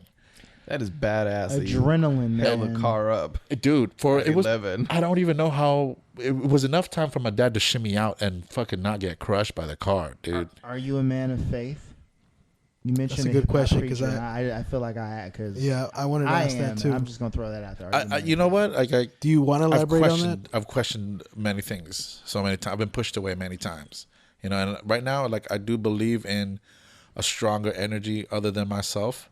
Right, that's guiding my way, but I don't know exactly if it's the organized forms of faith that they are today. Like I preach peace to everybody. You guys know how I do it. I want to give somebody a good day. I want to try and help them get to their greatness. Because in that moment when I was pushing myself to get out of that water and live. And at the same moment when I was trying to save my dad's life, I know that exact moment. That's the greatness you're looking for. Yep. You know, and without those two events in my life are super significant. You know, they're so significant to me. Like every time I go into a workout, even when I know I'm about to pass out, no more power in my arms, no more give in my legs, I can't go anymore. I think about those moments. I think about, you know, my family about to get hurt. I think about all the emergency moments that need to happen, and I need to be there to make it right. And then energy comes into my legs. Strength starts to come into my arms. I start to hear these like sounds of like wires of a bridge going kink, kink, kink, kink, kink. Like it's like it's pulling the tension and getting stronger. And that's what I hear every time I go into a workout. And when you don't see me looking at you, you don't see me looking at anything else. You'll see me times when I'm not even looking at the bag and I don't know exactly where it's at. Bam, bam, bam. And like I'm in this zone. Intuition is really in tune. Huh? Yeah, it's like I'm in a place. I'm just having a good time, and like I'm expending energy that I know I can use at another time. Yeah, you know. So that's beautiful. Anybody else feel like going for a jog right now? Real talk. Is it just me? No. You know what? I'm glad you said that because. How old are you? Shoot, I'm about to turn. Well, I'm already 38. 38. Yeah. And you look way younger than 38. You look my age. Yeah. Yeah, I thought you At were. least. Just because of the way the stories you were telling, I just assumed you were either younger than me or my age. This is you're the perfect example of this. There's many people in my life that are a perfect example of this. You're definitely one of them. Is like when you nurture your inner child, the inner child guides you to become the best version of yourself. Well, I hope so. I hope that's exactly what's happening, man. I definitely am enjoying my life right now, man. Like my inner child choked on a Lego a long time ago, and I'm trying to help this little bastard. Oh, I think it's working, man. You know, you're part of the reasons that, you know, I'm re-inspired to do other creative outlets, man. Cause, thank you. You know, you were in a rut during that rut, and you were just like, all of a sudden started hanging out, and all of a sudden went for it again. And sometimes a rut's good to be in, though. Like, you know, you got to trust your struggle sometimes, and it brings out pushes that strength through, man. Yeah. I hella believe that. I'm listening to you guys talk about this sort of thing, and like, I had an existential crisis at the beginning of don't this. Cry. Yeah, at the beginning of the podcast, like, so I've been working on a script for already 5 years, and it's done, right? And I'm like, what was that face you guys are making? Oh, nothing. Just keep going. Oh, okay. I'll explain later. And I'm like, okay. You know, I did that thing you guys were talking about. I was like, okay, I made time to write every day and you know, I got the script to where I want it to be. And I'm like, okay, that's done. But now it's like the next step. And it's not coming to me so easily, you know? And I could sit on, or, you know, I could spend on this next process another 5 years. I don't want to, but yeah, I'm like, I don't know. I'm lost when it comes to that sort of thing. It's really cool seeing you guys kind of, being successful with your careers, doing what you want to do. But I do feel stuck. Well, I would like to throw this out at you too. I can't speak for Phil, but I can speak for myself. For me, it is really helpful to have a team. Like when you're doing something like making a film, like all by yourself, that's a lot. And even for me, like with rap, like I got a whole lot more done when I had a crew. Granted, I did a lot as far as like funding and organizing things like that. But like, there's something about having other creative people with you when you have that ability to like bounce ideas and then you hold each other accountable and you're all invested. Things move a lot smoother. Things move a lot quicker. But since it's just you, and hopefully, and I don't mean to be presumptuous, but with all the people in this room, from this point forward, it won't just be you. Yeah. You know. What the fuck? Share that thing, man. I did share it with you, asshole. You haven't read it. I haven't read it yet. It's been about 6 months. So that script's boring anyways. Nobody makes a film by themselves. Yeah. Nobody makes a rap album by themselves, because you have to have the engineer, you have to have, the producer. You have to have, like, on the film set, you have to have like a camera person, an actor, and like if you can have the whole shebang, like the person operating sound and the gaffer. And I've never seen like a film in a theater where they're rolling the credits and only 3 names pop up, or like 1 name, I should say. Yeah. Like I know me and Phil had like maybe 4 or 5 names, if that, and Phil, and like a quarter of the names are Phil, but because he does so much. You know what I mean? So I'm just saying, man, like, don't beat yourself up if you're like, yo, I'm doing this thing that's naturally collaborative and it's taken me forever, because you need people to collaborate with, man. Yeah, like that's why I try to involve you with the comedy as much as possible, because nothing inspires me more after seeing this motherfucker kill it. And and then you're like, oh, all right, I'll see you 3 months. Like, you piece of shit. It's good to have someone in your field just pushing you. Yeah. I mean, and then as far as success, I don't really think about success, to be honest. I'm just having fun. Yeah. I mean, Man, it's funny. As you mentioned that, I went into this whole stunt thing just to have fun. Yeah. I was literally on the elliptical trainer saying, man, I wonder what else I could do. And lo and behold, like, this has been one of the greatest creative works that I've ever done in my life. Like, I can access so many other people that can help me, bring my ideas to life now. And they were not there 3 years ago. Yeah. It was just an empty space, a void of, a vision that I had, but I could not make it into a reality. And until I started stepping out of that, people say that comfort zone. It wasn't necessarily that I was in a comfort zone. It's like I was lost. I didn't know what I exactly wanted to do with that creative part of me. And once I got into that groove where I started, like, people were like giving me more and more gigs to do, like how you're saying, you're going to another one, you network with another person. Like, somebody heard from somebody that ARC does this. And that's how I hear all of my, how I randomly get an email. I randomly get a call. Oh, Kevin told me that you do this. Yeah. Jen told me that you do this. I'm like, yeah, you're right. And I was delivering a pizza right when you were performing, and I just wanted to sometimes it's the randomest, like, straight up, man. And just putting yourself out there. Yeah. You got to have that, like we said earlier, you have to be prepared, but you have to find the opportunity too and match it together. Yeah.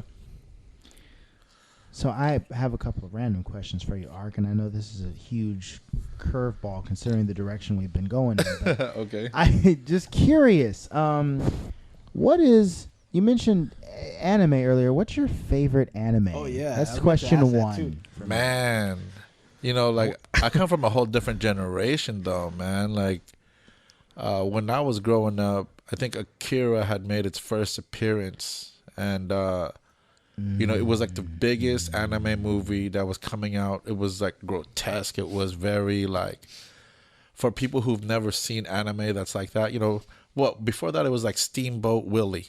It was like Tom and Jerry, and then all of a sudden you have this crazy ass dude running through the city or riding through the city, and like these weird things are coming out that appear as if they're in a dream state, and that really took me for a spin. Mm-hmm. And right after I saw that, I started looking deeper into other things like Armor of God, Fatal Fury, all these other ones that I would see as like video games and stuff. And how did you find these? This is what, 90s, early 90s? Yeah, late 80s? So back then, dude, it was like VHS tapes. Yep. Right? I would bootleg, right? Not even bootleg. Oh, really? This is also the time when UFC was coming up, right? And they were doing those VHSs at rental places. Mm-hmm. There was a place right across the street from my school that was renting things for like 50 cents and $1. If it's brand new, it's $1. If it's old, it's 50 cents. I was like, man, I could do that. Yep. I could do that, right? So I go over there, and they have a whole section, and I'm just like, this is tight. And like, I would just go, and I had no idea at the time what I was looking for. Right, but then I would just pick things like if the cover looked dope, I'd pick it up.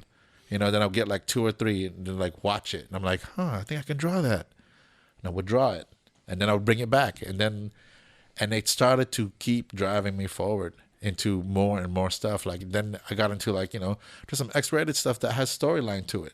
Like there's this one Ogre Fiend. Sit back if you want. Oh, Legend of the Overfiend. think it's it's like an ogre fiend, right? And then there's another one, Wicked City.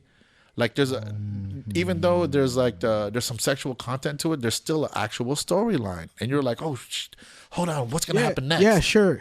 No, I'm just kidding. No, Wicked City is I own it, and coming from you, I'm gonna take that. I've read about Wicked City and Overfiend, and from what I've read about it, it's I've heard it's a great classic. You see, and then like these are like I'm just joking. I have no idea what any of this is. These are like the steps. We're gonna put on anime next for the next I know, right? Yeah. podcast and just have play there. So like if we fast forward a little bit right now, right? Like those were like the stone steps moving into the generations that people are watching now, and I don't want to be like a basher on these new creative people, but I feel like there's coming into like a cookie cutter effect where everything's kind of the same, right? And then there's something though that I did come across that's kind of weird, and it's something called Dr. Stone.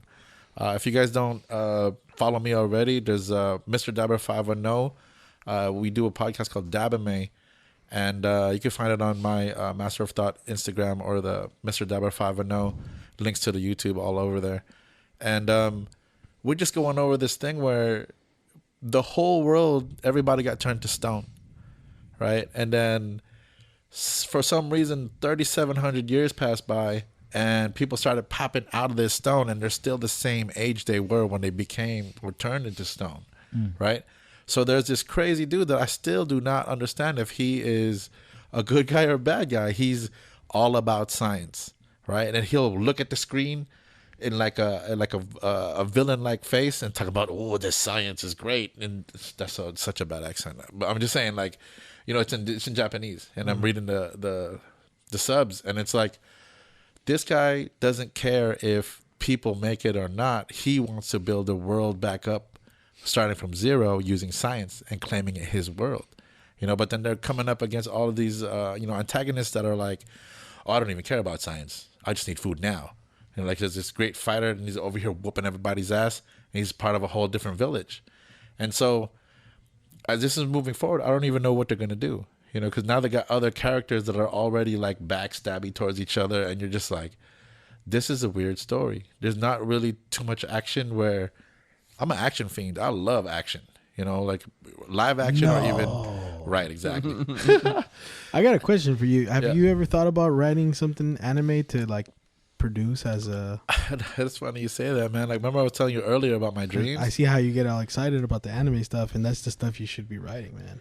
That's exactly right. You're exactly right. I've been working on one for maybe about, like 4 months, and I've already got like the structure. I just need like the background and some history for these other creatures that I got inside this universe, and you'll hear more about it. Like, this is something I want to push forward.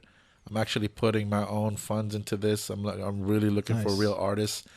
On Instagram, we have a wealth of super cool computer design people that I've seen, and there's like one that says fantasy landscapes, like floating cities and like deep seas, and just gigantic rhinos with cities on their backs, or turtles and stuff like that. Dope. That's the kind of world I'm thinking about, and like magic is very much like how the Thor thing is. It's indiscernible between science and what magic really is, because if you can't understand it, it's magic. Yeah, right. Yeah, so very true. On that aspect, or math in my no, I'm just kidding.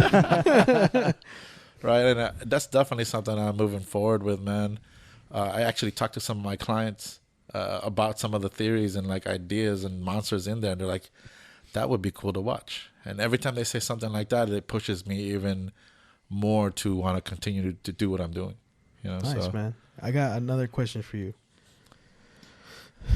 because I'm sure all your clients. That was a big breath, yo. Why'd you take that big breath? No, why? This is gonna be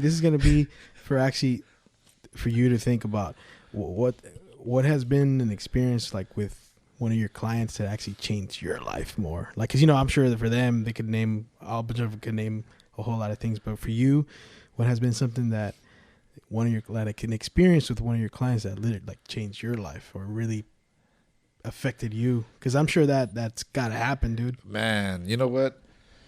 There's a really amazing client of mine. Before you start, just because what you do is basically you're a therapist, hands-on therapist. You could definitely say that, man. Like, because Evan's one of my therapists. Like we sit and talk. Like I fucking got drunk again, dude. Yeah, no, I totally know. Yeah. I've definitely gone to some interesting places. Yeah, While that you never working go out. with anyone else. So Well, yeah, Evan's one of my close friends. I don't think I really say anything to him that I haven't said to anybody else in my circle. That's tight knit. Yeah, same with you. Like I share some stuff with you, so I'm sure there's something. I mean, I don't know if you want to say the name particularly, but just I won't say the name, but like I give that person is, a shout out for sure. Yeah, if you want. This story is real. Yeah. Like this person came to me, in their weakest state. Like if we're going back to DBZ references, like their weakest state was non-belief in herself, no self-esteem. Probably about 100 and she's lost 127 pounds with me now. Jesus. Completely changed her life, increased her, marketability as far as her career. Increased her own paycheck. We've been working for about 2.5 years now. And in that time she's like learned to be super confident. Like when she first walked into a room before, it was like shoulders rolled forward, looking down. And now it's kind of like chest is popping out, coming with a saunter. I'm wearing these Lululemons and you can't look away, motherfucker. Like that type of confidence. And it was watching every moment of epiphany for that person. It's like these little glimmers of like treasure that pop out of their eyes and they look at you. I did it. And they didn't know that they were capable of until I pushed them there. Because you get to see that magic every time. I tell people like it's like little treasures that the only people who ever get to see that is me and them. That's it. Nobody else was there. It's private sessions most of the time, right? And because we shared that moment, that's like one of those. How rare is that? Only those two people can experience that exact moment at that exact time and share it, and nobody else can ever. It's like a gas or a fuel that you're trying to buy, but you can't ever see it. But I can give it to you in the story that I'm giving you now. And, some people will go to it like, whatever. I've never felt that before. I've never had a good trainer trying to push me. I've never, this and that. But when this person really just changed their whole life around, people treat her differently. People look at her differently. She walks differently. Like even the pathways of her actual environment have changed because she's no longer tired. I can't take the stairs. Before, now it's like, I'm taking these stairs. I'm more efficient at my job. I can do laps around my workplace and get so much more done. It changed the aspect for me that I can do even more. Because when I was going through it, up and down in weight, I needed the person that I am now. And I'm talking to myself as much as I'm talking to the person I'm helping out. When you need that person, you got to become that person. Yeah. If you can't find that person, that's real, man. Yeah. Like, I don't know if you guys ever see those memes that say, you got to have your back just as much as you got others' backs. Because if you're over here backing up everybody else, how are you going to be pushed forward? Right. The only person that's there for you is you. You hear this thing called self-love, self-care. It sounds all like, masturbatory tools or whatever.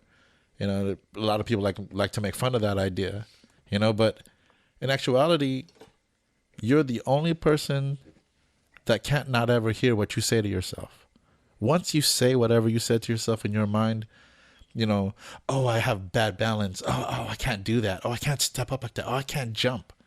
You're creating that vibe over and over. You're creating your limitations before you even put them out there. Making it a reality. Yeah. Exactly. Nobody's ever said it to you. Nobody's ever said that you can't do that. You haven't even tried yet. Yep.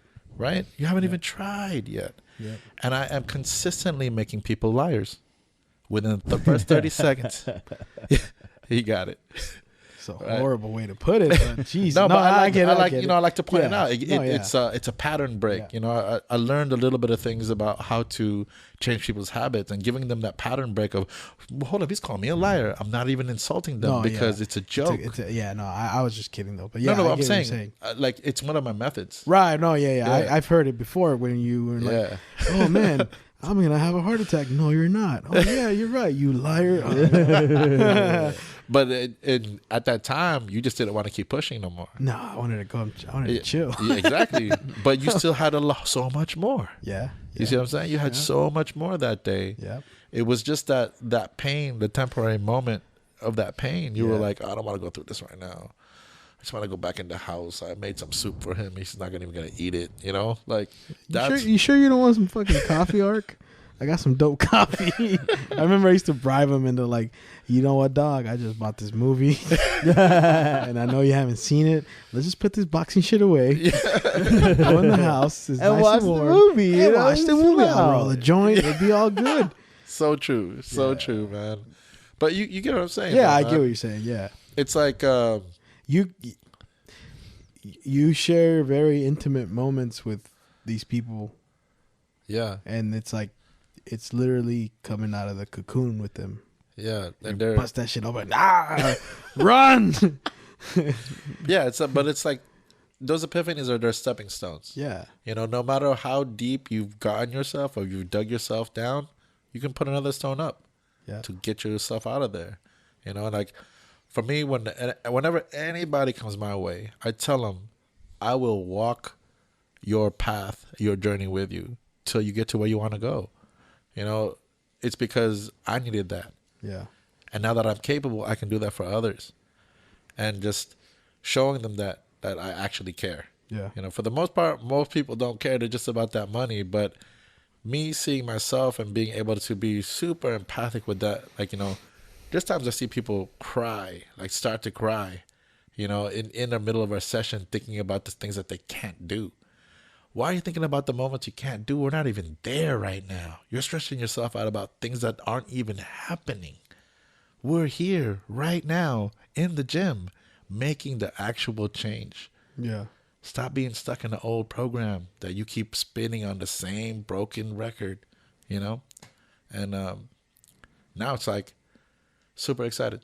You know, there's so much more that we're going to be doing. And that's what changed my life, dude.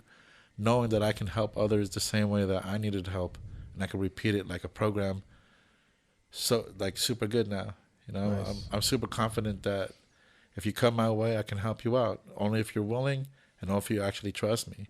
But I want to gain that trust before we even start. Yeah, no, for sure. You know? Speaking of the... Oh, go ahead. Oh, second question. Oh, yeah. My bad. Fuck. I'm over here. No. Yours are all Jesus. deep dive and meaningful. And I'm switching off. I'm being the lighter end today. No, yeah. But no, It's usually opposite. usually I'm the one with the hard hitting, like, Dicking around on the you know, mic. Mulboro questions like, Yeah. so about that war in Vietnam. Let's, Yeah. you know, like, but I'm You like Cheetos? I'm over here while he's you know, but I do. I had a late. Jalapeno Cheetos are bomb, dude. I had a late night video gig. I think I got back home around 2:00, so I'm not braining as well as I normally am. So I'm light. But my other question was, what's your favorite live action martial arts film? Holy And crap. why? Okay, hold on. Okay, wait. Because you're a stunt choreographer. Yeah, You're yeah. a billion different things. I gotta Bro. ask you that. Ooh, that's a really good. I should have asked that, man. And I'm gonna add something to that question. Damn, man, there's so Who many. is your favorite boxer? Once you answer that first, though, because we Okay, talk okay. about boxing. My a lot. favorite boxer? Yeah, but I answer his dude. first because we're just like along the same. God, Okay, I'm glad you're okay, here so today. I was gotta gonna ask pee. it, but he the beat me to it. movie. Okay, I feel bad walking out to pee for this, but no, I'll stay. I mean, you can listen to it back. Like, the audio's not going Just anywhere. be with the door open. No. No, So- then we'd catch the audio from that. No. No, I'm tuned in. okay. So I want to say one of the best that I've seen. You know, I want to say this because of the level of skill that they put on screen. Right? What? No, I was taking a guess in my head. No, that's not. It's not that one. It's not that one because they definitely held back a lot. You Yeah. know, just to show the story. Which one? It Man. He said Ip Man. I suppose Yeah, they Ip Man. They definitely hold back though, and they make Really? it a lot more Hollywood. cinematic or Not like Hollywood, expansive. but yeah. Instead of actually showing skillful work, You and think so? I mean they do. They like don't get me wrong, those films are dope. Yeah. But for me, when there was a lot of freestyled moments in the movie The Raid. Do you remember that? The Raid. These are Mike like Shinoda produced the soundtrack. I've for heard that. good things about the raid. Yeah. these guys. Raid. That's all they do. You know, they came through and like, oh, we're gonna fuck this mob boss up. You know, and like they go through all of the different floors and showing different aspects of the same martial arts that they're all masters at. You know, and to top them off, you know, I can't even say like I love the first one because they made a second one. Why did they make the second one? Because there was so much more they can do. You see what I'm saying? So I feel like, well, at least those Raid series is super dope. There's some stuff I haven't watched yet that people are saying that might top that. So I haven't seen John Wick 3. Oh, really? If anybody's seen I that. haven't seen any John Wicks. Neither have I, but I've heard they're really good. Bro. And world building too. I'm a nerd. I like world building. Okay. Yeah, totally. They've already built it up, and they said that this one's some of the best. You know, he went through a lot more training doing this one Yeah. than he did all the other ones. You know, he enlisted like top end shooters and stuff like that to teach him how to do all this stuff, and he's already you know a martial artist. You know, in the forms that he already does. And He's a black belt in something, right? yeah, I think he's jiu-jitsu, right? Something like that. Yeah. And then the more that he's willing to learn, it's like, Yeah. damn, yo, like That's how much more are you gonna do? right. You know, so, and I'm not saying just him by himself, but for him to force himself to try and learn all this stuff, you know. I mean, and you look at the stuff he did with the Matrix, and like, Yeah, that's a lot.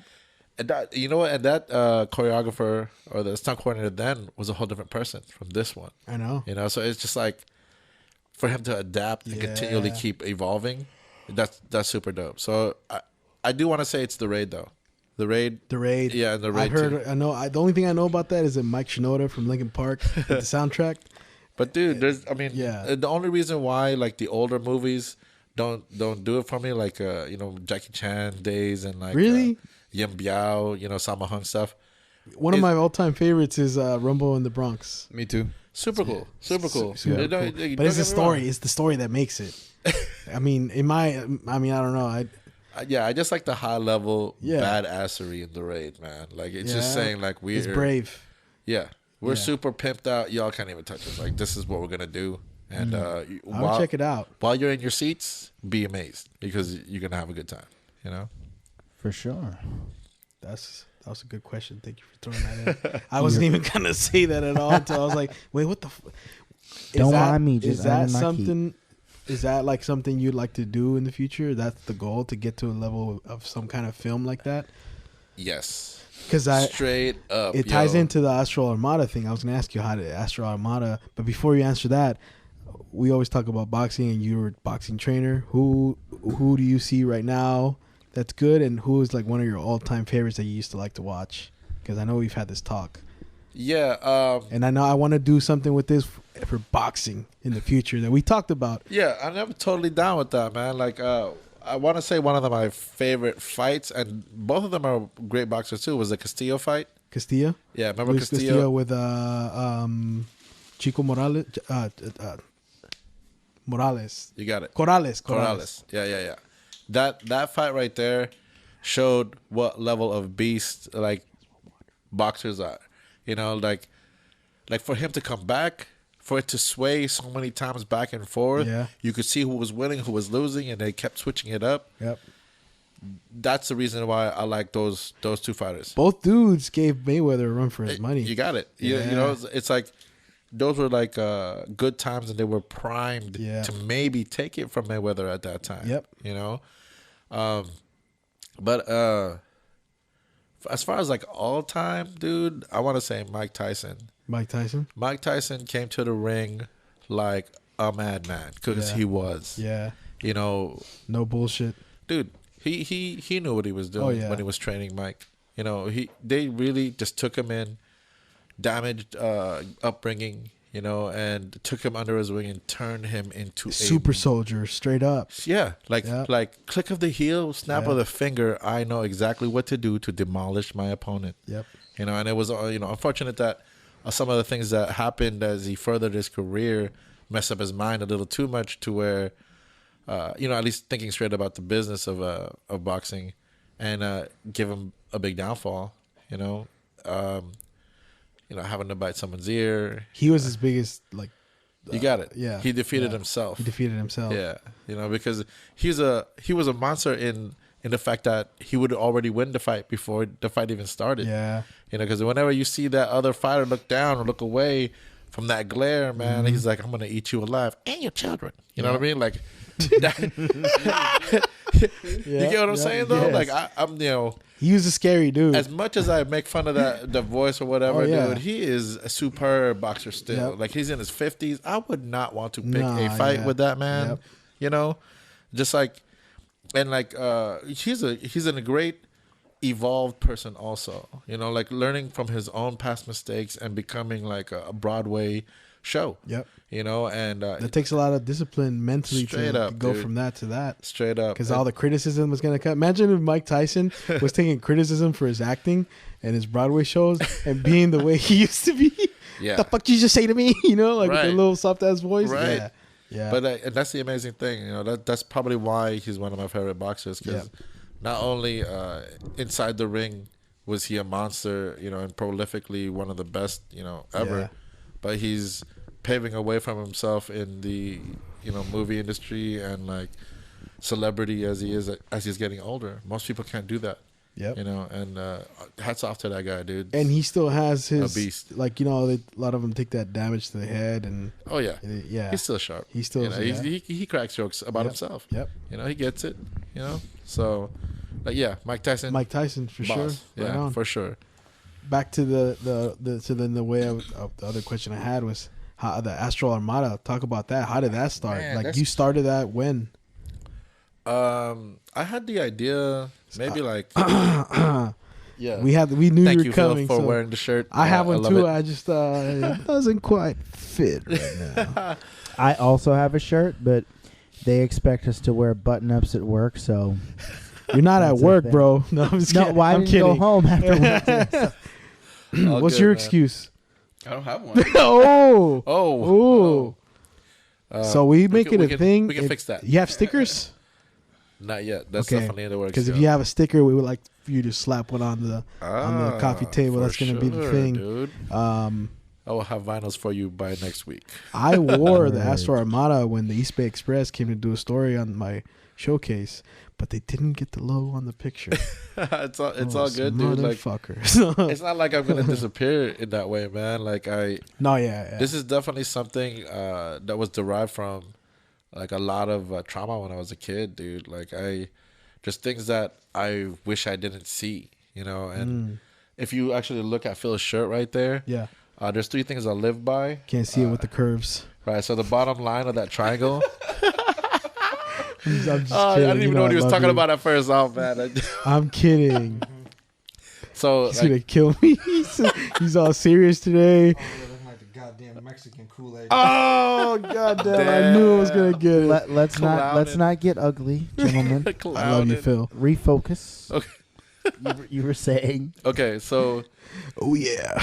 the bottom line, or I it's like my own philosophy on things. Like Yeah. I think of 3 things: discipline, which is the first side of the triangle right there. Mm-hmm. With discipline, you become wise. The second one's wisdom. With wisdom, you become strong, and that completes the triangle, which is the strongest shape in nature. Yeah. It gives support, right? If you see the circle in the center right there, that's the circle of life. It's a continual cycle. I like that he's I like the little- demonstrating. Yeah. And if you see the cutout dark lines inside Yeah. parts of the other triangle right there, that's like the dark parts of ourselves that are encased in what we see what we should really be, right? Which is that whole section right there. And then the wings, it's to carry You could these. just fly, baby. You got it. You got Yeah, it. oh, Exactly. okay. I was It's just to joking. bring these philosophies to wherever we need them to go.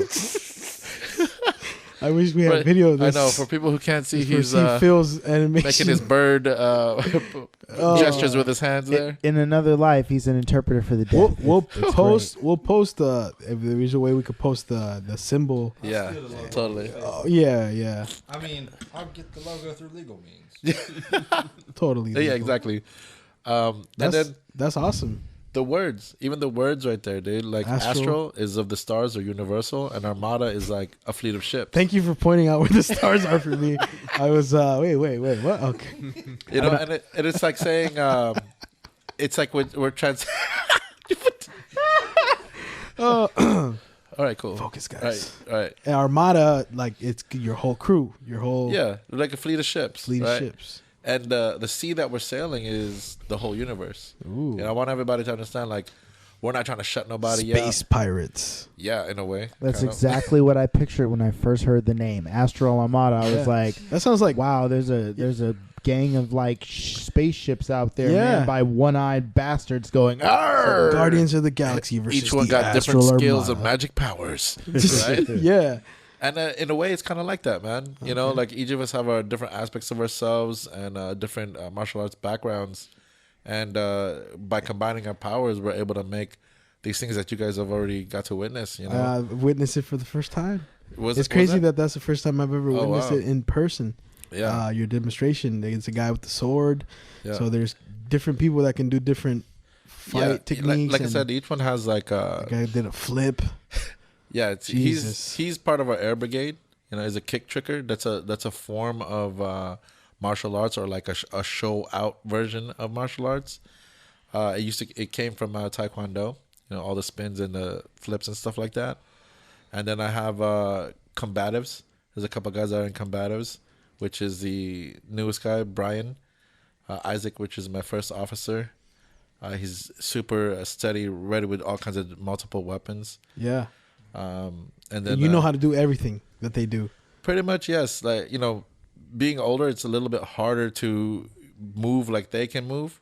You know, I still move in my way, but again, like the different art forms that we've taken has shaped our bodies in the way they are. Yeah. You know, and that's why we have all these different skills, and it just came about like with a passion, man. Like I just wanted to kind of like bring people together and have it be a platform to where they can show off their martial arts and have it be fun. It's just like an artistic work for us, instead of like, you know, It's theater and also. yeah. A lot of times, like if you look back at the old martial arts stuff, it's all like, you know, they make fun of it. Yeah, exactly. It's very super campy, like heck cheesy, but like to have learned all the different techniques that we have, it's like you can either damage somebody or you can inspire them with the same movement.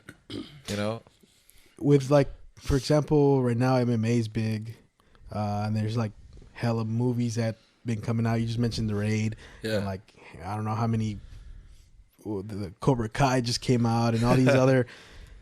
You feel like with the whole martial arts thing, if you were to get a platform like your own film, like you got to push that to a whole nother level. Can it be pushed to a whole nother? Have we seen everything there is to offer with martial arts? it can absolutely film? be Ooh, pushed to no. another level. You No. haven't seen it. No, yeah. It can absolutely be pushed. Yeah, I imagine. much I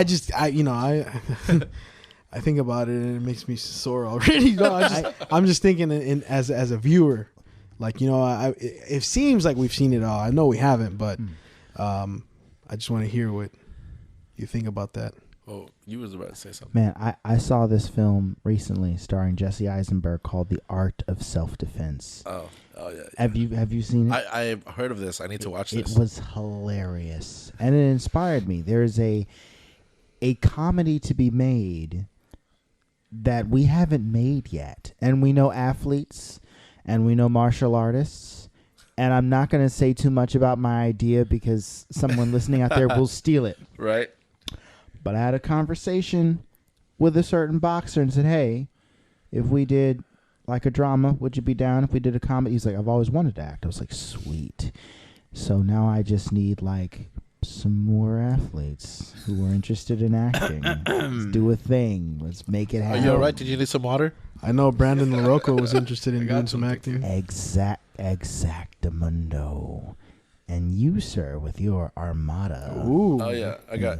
We'll talk more though after the mics turn off. Can you stop talking like that? It's making me uncomfortable.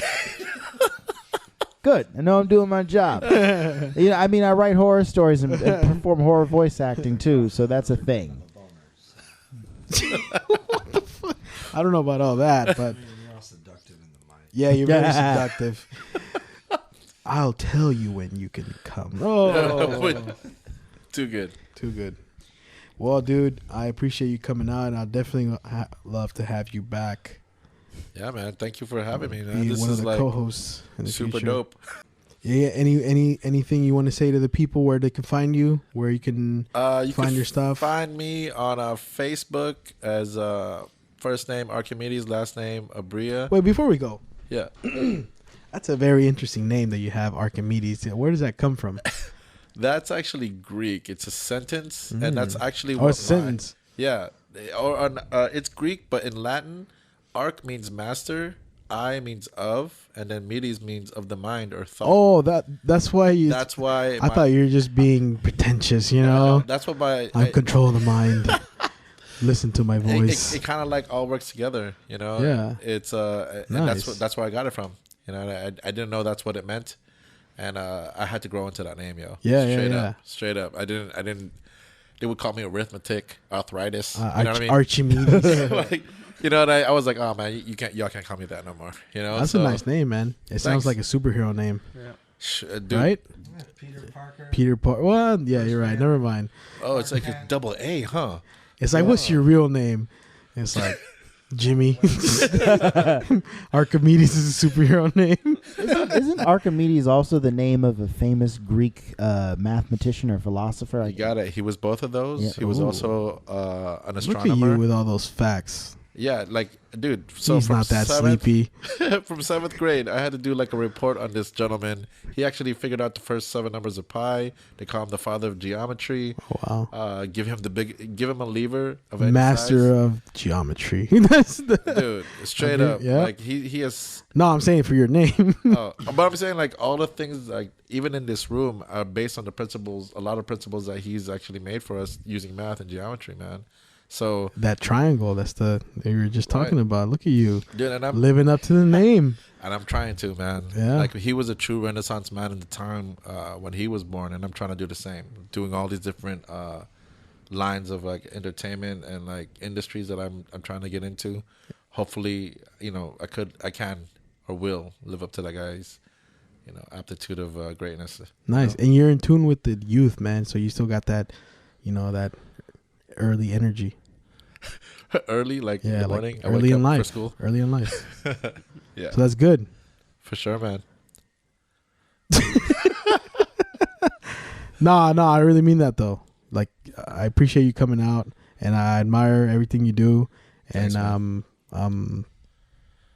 anytime you want to come by, even if there's no mics, to talk, I'm always Dude, here for you. You know, you just gotta hit me up. You know, I pass by your house every day.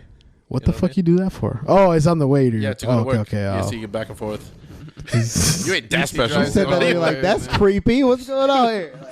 I'm passing by outside with the window rolled down.